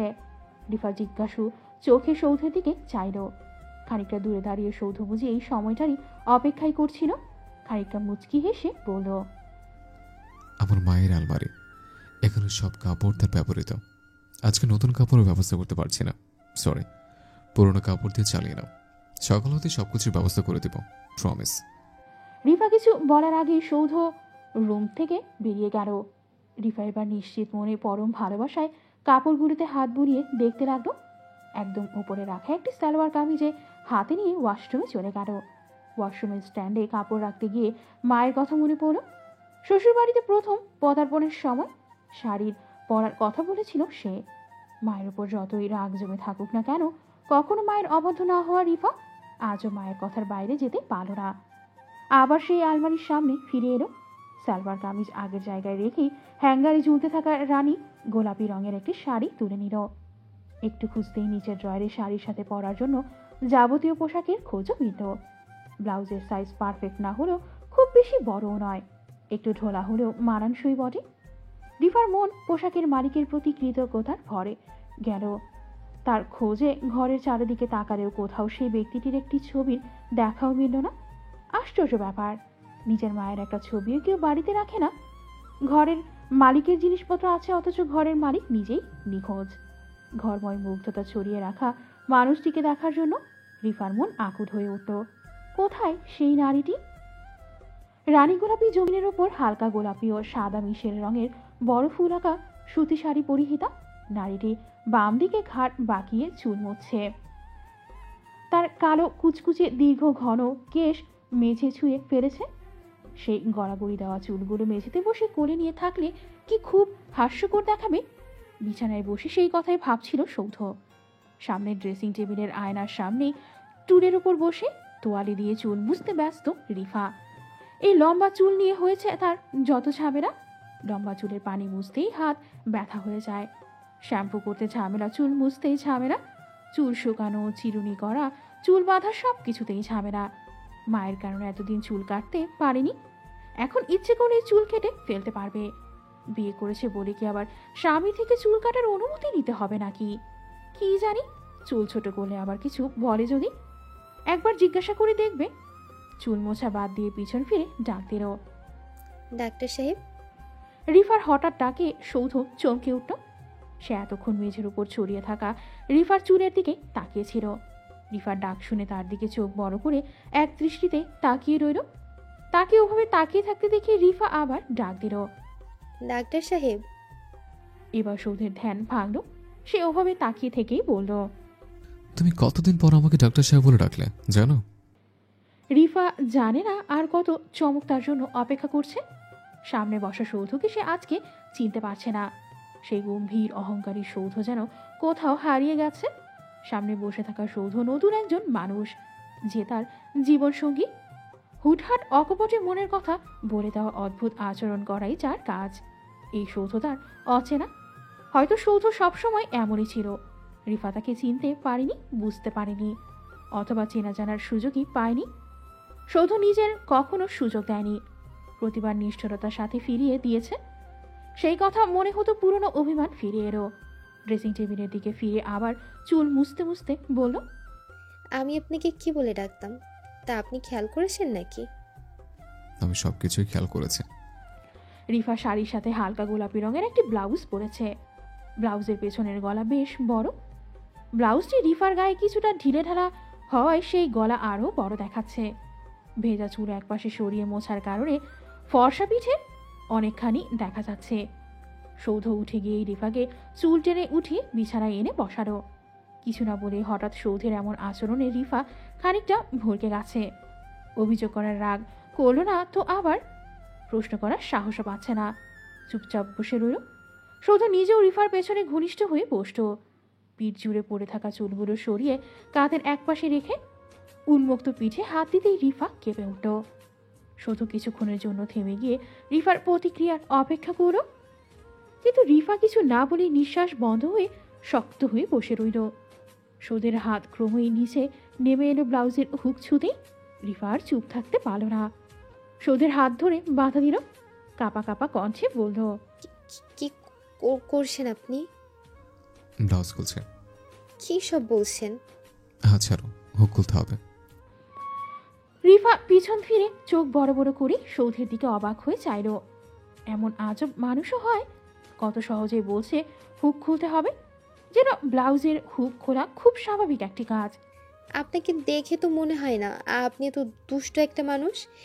বিয়ে হতে কাপড় ধরে টানাটানি শুরু করেছেন। সৌধ কিছুক্ষণ তাকিয়ে থেকে মুখে দুষ্টু হাসি ফুটিয়ে রিফার পিঠের সাথে আরেকটু ঘনিষ্ঠ হয়ে বসত। কানের কাছে মুখ এনে বলল, আমার থেকে তুমি বেশি দুষ্ট। আমি একজন ডাক্তার হিসেবে তোমার ক্ষত দেখতে চাইছি, কিন্তু তোমার মনে দেখে অন্য কিছু চলছে। সরাসরি বললেই তো পারো তুমি আমার কাছে আসতে চাইছো। স্বামী হিসেবে তোমার সব চাওয়া পূরণ করতে আমি সদা প্রস্তুত। শুধু শুধু নিজের ইচ্ছে আমার ঘরে চাপিয়ে দিচ্ছে কেন? সৌধের ঠোঁট রিফার কান ছুঁই ছুঁই। শব্দের ধ্বনিও যেন কানে শিরশির অনুভূতি ছড়াচ্ছে। লজ্জায় রিফার নজর ঝুঁকে গেছে অনেক আগেই। সৌধ বিছানা ছেড়ে উঠে দাঁড়ালো, বিছানার উপর বালিশ রেখে বলল, এখানে উপর হয়ে শুয়ে পড়ো। রিফা লক্ষ্মী মেয়ের মতন চুপচাপ সেই আদেশ পালন করে শুয়ে পড়ল। বেড সাইডের টেবিলের ড্রয়ার হতেই মেডিসিন এনে সৌধ বিছানায় বসল। ব্লাউজের হুক খুলে পিঠ উন্মুক্ত করতে ফর্সা পিঠ জুড়ে 5-5টি কালশিটের দাগ দেখা গেল। ক্ষতের উপর ক্রিম ছোঁয়াতেই রিফার সর্বাঙ্গ কেঁপে উঠল। উন্মুক্ত পিঠেই ঠান্ডা বাতাস শুয়ে যাচ্ছে। ক্ষত স্থানে ক্রিমের শীতলতা, খুব কাছেই প্রেমিক পুরুষ। সব মিলিয়ে রিফার অবস্থা বড্ড এলোমেলো। দু হাতের মুঠোয় বালিশের কোণ চেপে ধরে কোনো রকম বিছানায় পড়ে রইল। শুধু খুব যত্ন সহকারে ক্ষতস্থানে ঔষধ লাগিয়ে আবার ব্লাউজের হুক লাগিয়ে দিল। রুমের সাথে লাগোয়া বারান্দায় ডাবল শিটের সোফায় বসে রাতের নিস্তব্ধতা অনুভব করছে সৌধ। রুমে একা একা ভালো না লাগায় রিফাও এসে সৌধের পাশে বসল। অবেলায় ঘুমিয়ে এখন আর রাতে ঘুম আসছে না। রিফার দিকে একবার ফিরে আবার রাতের অন্ধকারের দিকে তাকিয়ে সৌধ বলল, এই শাড়ি দিয়ে তোমাকে বেশ মানিয়েছে। রিফা খানিকটা লজ্জা পেয়ে গায়ে জড়িয়ে থাকা শাড়িটাতে হাত বুলিয়ে জিজ্ঞাসা করল, তখন যে বললেন ওগুলো আপনার মায়ের কাপড়, কিন্তু আপনার মাকে কোথাও দেখছি না যে। মা নেই তাই দেখছো না? নেই মানে? অবাক হয়ে জানতে চাইল রিফা। সৌধ রিফার দিকে ফিরে ওর চোখে চোখ রেখে খুব স্বাভাবিকভাবে বলল, ছোটবেলায় আমার মা মারা গিয়েছে। আমি তখন ক্লাস 5-এ পড়তাম। সরি, আমি জানতাম না। সরি বলার কিছু নেই। নিশ্চুপ রাতে যেন সব কথা ফুরিয়ে গেল। অনেকক্ষণ দুজনেই চোখের সামনের অন্ধকারে তাকিয়ে নিজেকে আড়াল করার বৃথা চেষ্টা চালিয়ে একসময় সৌধ বলল, আমার বাবা মা দুজনে ডাক্তার ছিলেন। বাবা মেডিসিন বিশেষজ্ঞ, মা গাইনোকোলজিস্ট। আমি তাদের একমাত্র সন্তান। তখন খুব ছোট ছিলাম, কখনো ভাবিনি একদিন মা থাকবে না, একদিন আমি একা হয়ে যাব। অন্য সকল বাচ্চাদের মতোই নিশ্চিত জীবনযাপন করছিলাম। মায়ের ডাকে ঘুম ভাঙত, বাবা মার সাথে দৌড়ে দৌড়ে আমি স্কুলের জন্য রেডি হয়ে নিতাম। তিনজনে একসাথে বাড়ি থেকে বেরিয়ে পড়তাম। তখন আমাদের বাড়িটি এমন নিশ্চুপ ছিল না। যতক্ষণ আমরা বাড়িতে থাকতাম শোরগোল লেগেই থাকতো। মা কখনো আমার উপর চিল্লাতো, কখনো বাবার উপর। বাবা গাড়ি চালিয়ে আমাকে স্কুলে পৌঁছে দিত। এরপর মাকে হাসপাতালে নামিয়ে দিয়ে নিজেও তার হাসপাতালে চলে যেতাম। স্কুল শেষে আমি স্কুল বাসে বাড়ি ফিরে আসতাম। কাজের লোকজন ছিল, তখন ওদের সাথে সময় কেটে যেত। অথচ এখন বাড়িতে কাজের লোক আর ভালো লাগে না।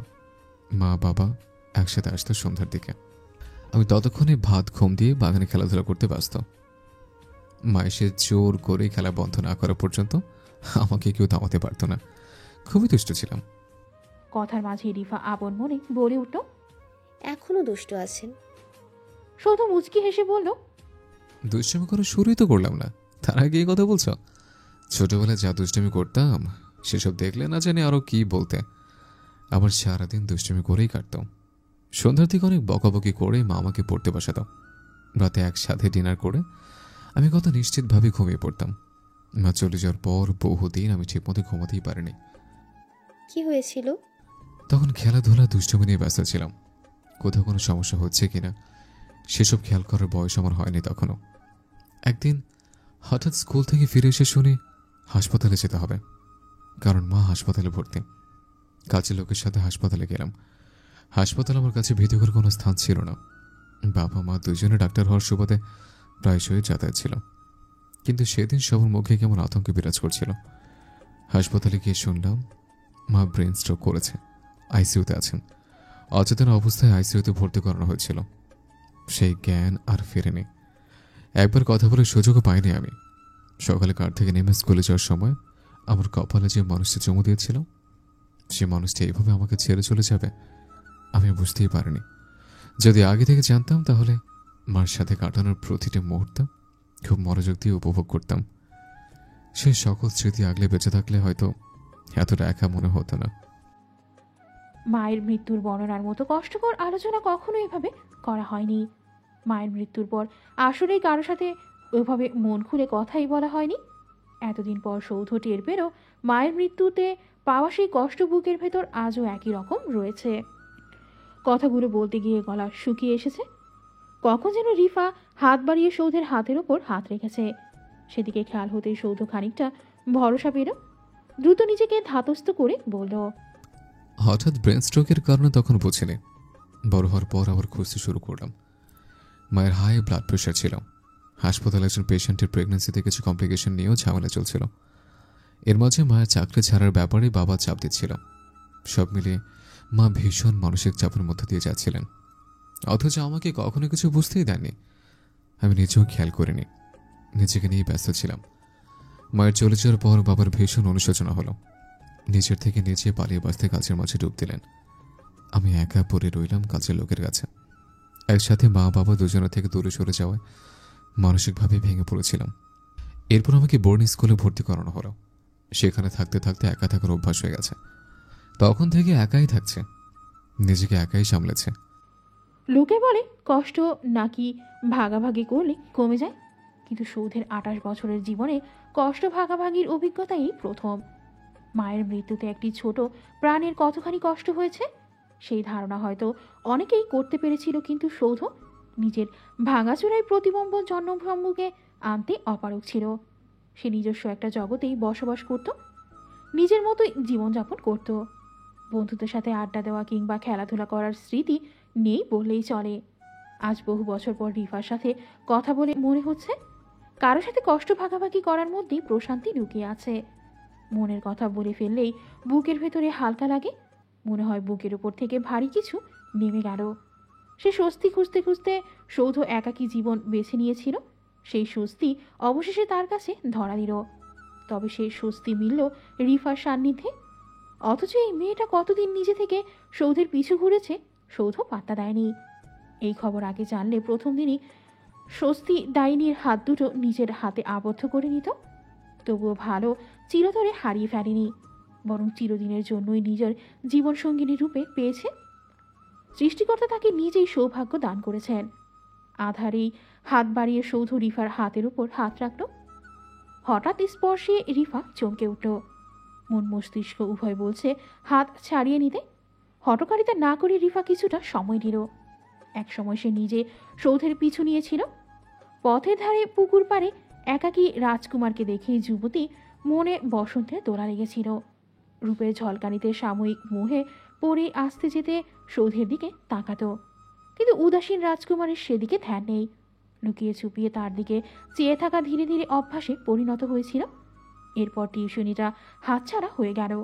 অতিরিক্ত 1 ঘন্টা ব্যয়ের জন্য রিফা নিজেও পুকুর পাড়ে বসে সময় কাটাতে শুরু করল। একাকী রাজকুমার রিফার প্রাত্যহিত জীবনে অংশ হয়ে গেল।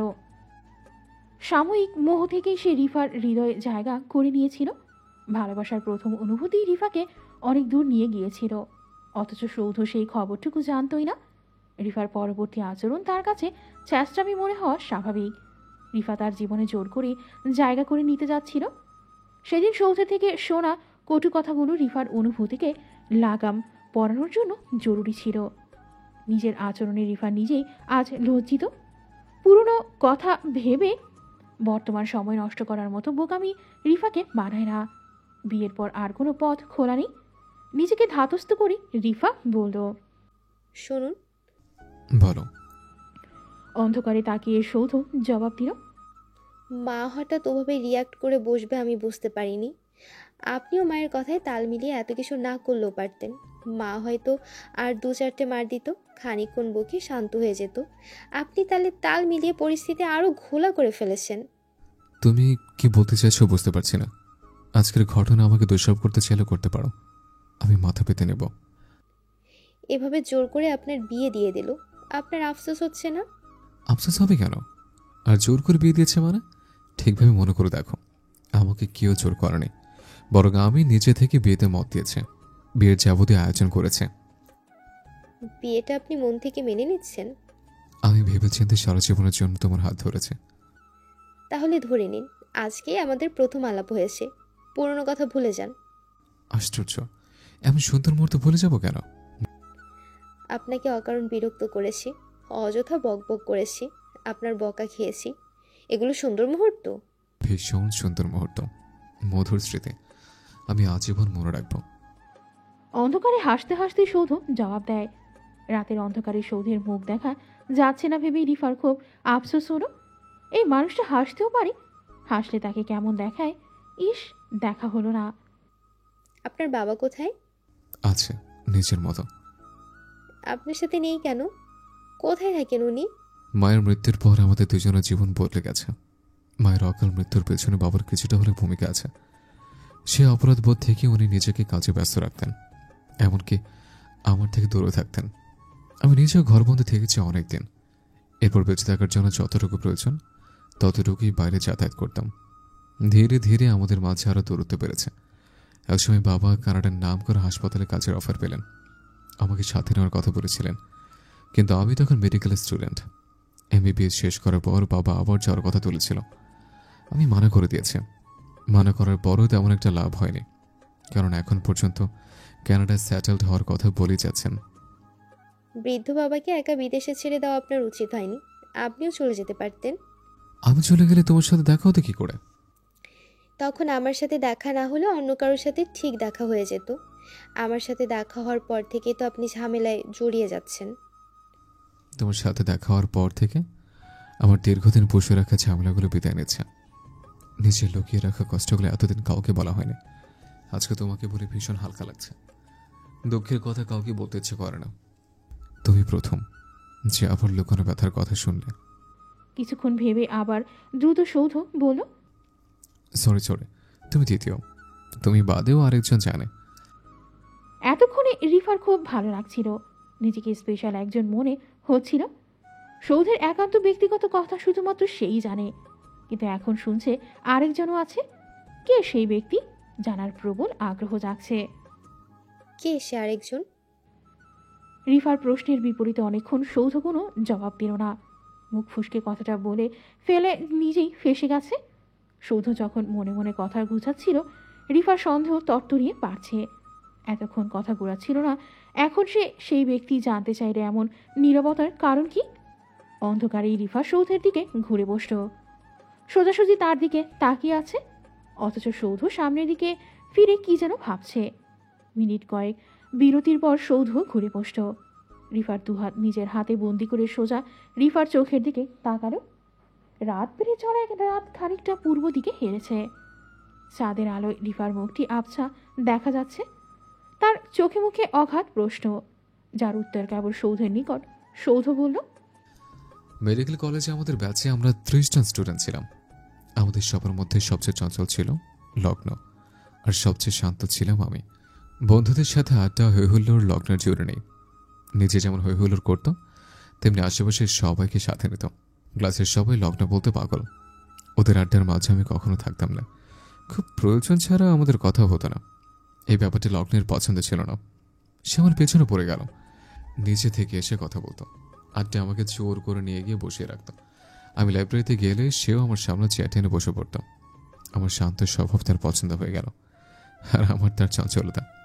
আমরা একজন আরেকজনকে কখনো সরাসরি নিজেদের পছন্দের কথা বলিনি, কিন্তু পুরো ক্যাম্পাস জুড়ে তখন আমাদের কথা। আমাদের কারও ক্যাম্পাসে চলতে থাকা কথাগুলো এসছে, কিন্তু কেউ কারোর সাথে নিয়ে এই আলোচনা করিনি। ব্যাপারটা বরাবর এড়িয়ে যেতাম। একে অপরের কাছে কনফিউজ না করলে আমরা দুজনে জানতাম আমরা দুজন দুজনকে কতটা পছন্দ করি। একজন আরেকজনকে ছাড়া চলতোই না। দুজন দুজনের মাঝে এতটাই বিভোর ছিলাম যে কীভাবে কলেজে পড়াকালীন সময়টা ফুরিয়ে এলো টেরই পেলাম না। ইন্টারনেট চলাকালীন ব্যস্ততা বাড়ল, সেই সাথে আমাদের দূরত্ব বাড়তে থাকা দূরত্বে যে ফাঁকা স্থান তৈরি হয়েছিল সেখানে খুব সহজে আরেকজন জায়গা করে নিয়েছে। ইন্টারনেট শেষ হওয়ার পরপরই আমাদের কলেজের একজন নতুন প্রফেসরের সাথে লগ্নের বিয়ে হয়েছে। অথচ তখন আমাদের টুকটাক ফোনে কথা হতো। আমি জানতাম আমাদের মাঝে সব আগের মতোই আছে, কিন্তু কখন যেন লগ্ন আমাকে ছেড়ে অনেকটা পথ এগিয়ে গেছে। রাগে দুঃখে রিফার মাথা ঠিকঠাক কাজ করছে না। সে কিনা এতটাই বোকা, একটা ছেলে তাকে এত হেলাফেলা করছে দেখেও একবারও তার মাথায় আসেনি যে ছেলেটার গার্লফ্রেন্ড থাকতে পারে। নিজের উপর হওয়ার আগের বহিঃপ্রকাশ ঘটালো সৌধকে কথা শুনিয়ে। সৌধর হাতের মুঠো থেকে নিজের হাত ছাড়িয়ে নিয়ে বলল, এই জন্য আমাকে অমন করে পায়ে মারিয়ে যেতেন। আমি কতই না বোকা একটা আমি, একবারও মাথায় আসেনি এত সুন্দর একটা ছেলে এখনো সিঙ্গেল থাকবে কি করে। একবারও ভাবিনি তার গার্লফ্রেন্ড থাকতে পারে, প্রেমের ছ্যাঁকা খেয়ে সে দেবদাস হতে পারে।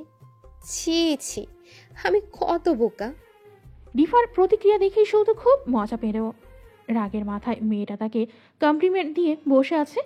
রিফার দুহাত আবার ধরে বলল, রিফাতুন, তুমি কি আমাকে এইমাত্র সুন্দর বললে? আরে রাখুন আপনার সুন্দর। আপনার মনে এক মেয়ের বাস, আবার ঘরে আর এক মেয়ে। ছাড়ুন আমার হাত, ছাড়ুন। সৌধ হাত ছাড়ল না, বরং আরো শক্ত করে ধরে ফেলল। লগ্ন চলে যাওয়ার পর আমি ভেবেছিলাম খুব কষ্ট হবে হয়তো, কিন্তু তেমন কিছুই হয়নি। আমাদের দুজনের মধ্যে বিশেষ কোনো অনুভূতি ছিলই না। আমাদের একসাথে সময় কাটাতে ভালো লাগতো, কথা বলতে ভালো লাগতো। হয়তো বন্ধুত্বকে আমরা ভালোবাসার নাম দিয়ে ফেলেছিলাম। ওই মেয়েকে ভালোবাসেন বলেই আমাকে ফিরিয়ে দিয়েছিলেন? লগ্নের কথা ভেবেই তোমাকে ফিরিয়ে দেয়নি। লগ্ন হঠাৎ ওভাবে বিয়ে করে আমার বিশ্বাস ভেঙেছে। আমাকে বলতে পারত, আমরা দুজনে বসে কথা বলতাম। আমি ওকে কখনো আটকে রাখবো না, এটুকু বিশ্বাস তার করা উচিত ছিল। আমার সাথে স্বাভাবিকভাবে যোগাযোগে রাখার সময় সে অন্য একজনের সাথে রিলেশনশিপ ছিল। ওকে ভুলে গেলেও ওর দেওয়া ধোঁকা ভুলতে পারেনি। এই জন্যই পরবর্তীতে কাউকে বিশ্বাস করতেও পারতাম না। দরকার নেই বিশ্বাস করার, হাত ছাড়ুন আপনি। রিফা জোর করে হাত ছাড়িয়ে রুমে চলে গেল। রুমের লাইট অফ করে এক পাশ ফিরে বিছানায় শুয়ে পড়ল। ওর পেছনে সৌধ রুমে এসে দেখল রিফা মুখ ফুনিয়ে ঘুমাতে যাচ্ছে। অন্ধকার হাতরে শুধু নিচেও বিছানার অপরদিকে শুয়ে হাত বাড়িয়ে রিফাকে কাছে টেনে নিয়ে পেছন থেকে জড়িয়ে ধরল। কোমরে সৌধ হাত ছুতেই রিফা দ্রুত সে হাত সরানোর বৃথা চেষ্টা চালাচ্ছে। সৌধ ছেড়ে না দিয়ে আরও ঘনিষ্ঠ হয়ে গেল। দুহাতে আষ্টে পৃষ্ঠে জড়িয়ে ধরে রিফার চুলে মুখ গুজে বলল, আমার মনে কিংবা ঘরে উভয় জায়গায় শুধু তোমার রাজত্ব। প্রিয় মানুষটিকে এত কাছে পেয়ে ভালো লাগায় বিবশ হয়ে গেছে রিফা। সৌধের কথায় চোখ বুঝে জল নেমে এলো। নাক টানতে টানতে বলল, আমি সকালেই মায়ের কাছে চলে যাব। মুচকি হেসে সৌধ বলল, এই ভূতের বাড়িতে আমাকে একা রেখে যাবে? কি নিষ্ঠুর তুমি! সকালবেলা রিফা নিজ থেকেই রান্নাঘর খুঁজে নিল। ঘরে খুব একটা বাজার সদাই নেই। ব্রেড জ্যাম, ওয়ালে অমলেট এবং ফ্রিজে রাখা দুধ বের করে গাঢ়লি গাড়ের দুধ চা বানিয়ে টেবিলে সাজিয়ে রাখতেই সৌধ ফ্রেশ হয়ে ডাইনিংয়ে এসে বসল। আলমারি থেকে রিফা একটা বাটিক প্রিন্টের নীল শাড়ি বের করে পরেছে দেখে সৌধের খুব ভালো লাগলো। মায়ের শাড়িগুলো কতদিন অবহেলায় পড়েছিল, তবুও রিফার জন্য কিছু কেনাকাটা করতে হবে। নাস্তার দিকে তাকিয়ে বাজার সদাইয়ের কথা মনে পড়ল।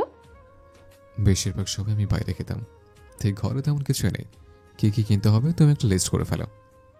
রিফা গোমরা মুখে চায়ে চুমুক দিয়ে বলল, আপনার ঘরের জন্য কি কিনবেন তা নিজে ঠিক করুন, আমি একটু পরেই বিদায় নিচ্ছি। সৌধ ভাবল রাতের রাগ এখনো যায়নি, অভিমান ভাঙাতে হবে, কিন্তু কিভাবে তা জানা নেই। নাস্তা শেষে রিফা রান্নাঘর পরিষ্কার করলো, ঘর গোছালো, ঝাড়ু দিল। পুরোটা সময় সৌধ তার পিছে পিছে হেঁটে বেড়াচ্ছে দেখে রিফা বিরক্ত হয়ে বলল, এমন পিছন পিছন ঘুরছেন কেন? চলো না, কেনাকাটা করে আসি। কেনাকাটা করে কি হবে? আমি এই ঘর গুছিয়ে মায়ের কাছে চলে যাচ্ছি। গতকালকেই তো বললে আর ওখানে যাবে না। নিজের মায়ের কাছে যাব না কেন? আমি ভুল করেছি, তাই মা বকেছে, শাস্তি দিয়েছে, তাই বলে আমি রাগ করে থাকবো? মায়ের উপর রাগ করতে হয় না। সৌধ পেছন থেকে জড়িয়ে ধরে বলল, স্বামীর উপর রাগ করে থাকতে হয় না। ঘরের কাজ শেষ করে রিফা সত্যিই তৈরি হয়ে বাড়ির বাহিরে এলো। সৌধ এলো পিছু পিছু। সৌধকে দেখে রিফা বলল, আপনি হাসপাতালে যাচ্ছেন না কেন? আজকে ডিউটি নেই? আমাকে একটা রিক্সা ডেকে দিয়ে কাজে যান। বিয়ের পরদিন বরকে কর্মক্ষেত্রে যেতে হয় না। শুধু রিক্সা আনলো না, গ্যারেজ থেকে বাইক এনে রিফাকে উঠতে বলল। রিফা স্বাভাবিকভাবেই বাইকে উঠে বসল, কিন্তু মুখে রাজ্যের বিরক্তি ফুটিয়ে বলল, আপনি আমার সঙ্গে কেন যাচ্ছেন? সকালবেলা রিক্তা ফোন করেই দুজনকে যেতে বলেছিল, সে কথা রিফাকে জানানো হয়নি। রিফার হয়তো তার বাড়ির কথা মনে পড়েছে, তাই সকালবেলা বেরিয়ে পড়েছে, কিন্তু নিজের সংসারের কথাও ভোলেনি। সব কিছু গুছিয়ে তারপরই বের হয়েছে, অথচ সৌধকে দেখাচ্ছে সে রেগে মায়ের বাড়ি চলে যাচ্ছে। সৌধ সব বুঝেও রিফার অভিমান উপভোগ করতে করতে বলল, তুমি যদি আর না আসো তাই আমি নিয়ে যাচ্ছি, আবার আমি সাথে নিয়ে আসবো। ভূতের বাড়িতে একা থাকতে আমার ভীষণ ভয় করবে। পেছনে বসে রিফা ভালো লাগায় আরেকটাখানি ডুবে গেল। ভালোবেসে দুহাতে সৌধের কোমর জড়িয়ে ধরে পিঠে মাথা রাখলো। পৌঁছাতে কতক্ষণ লাগবে লাগুক, এই মানুষটির উপর সব ভার ছেড়ে সে এখন একটু নির্ভর হতে চায়।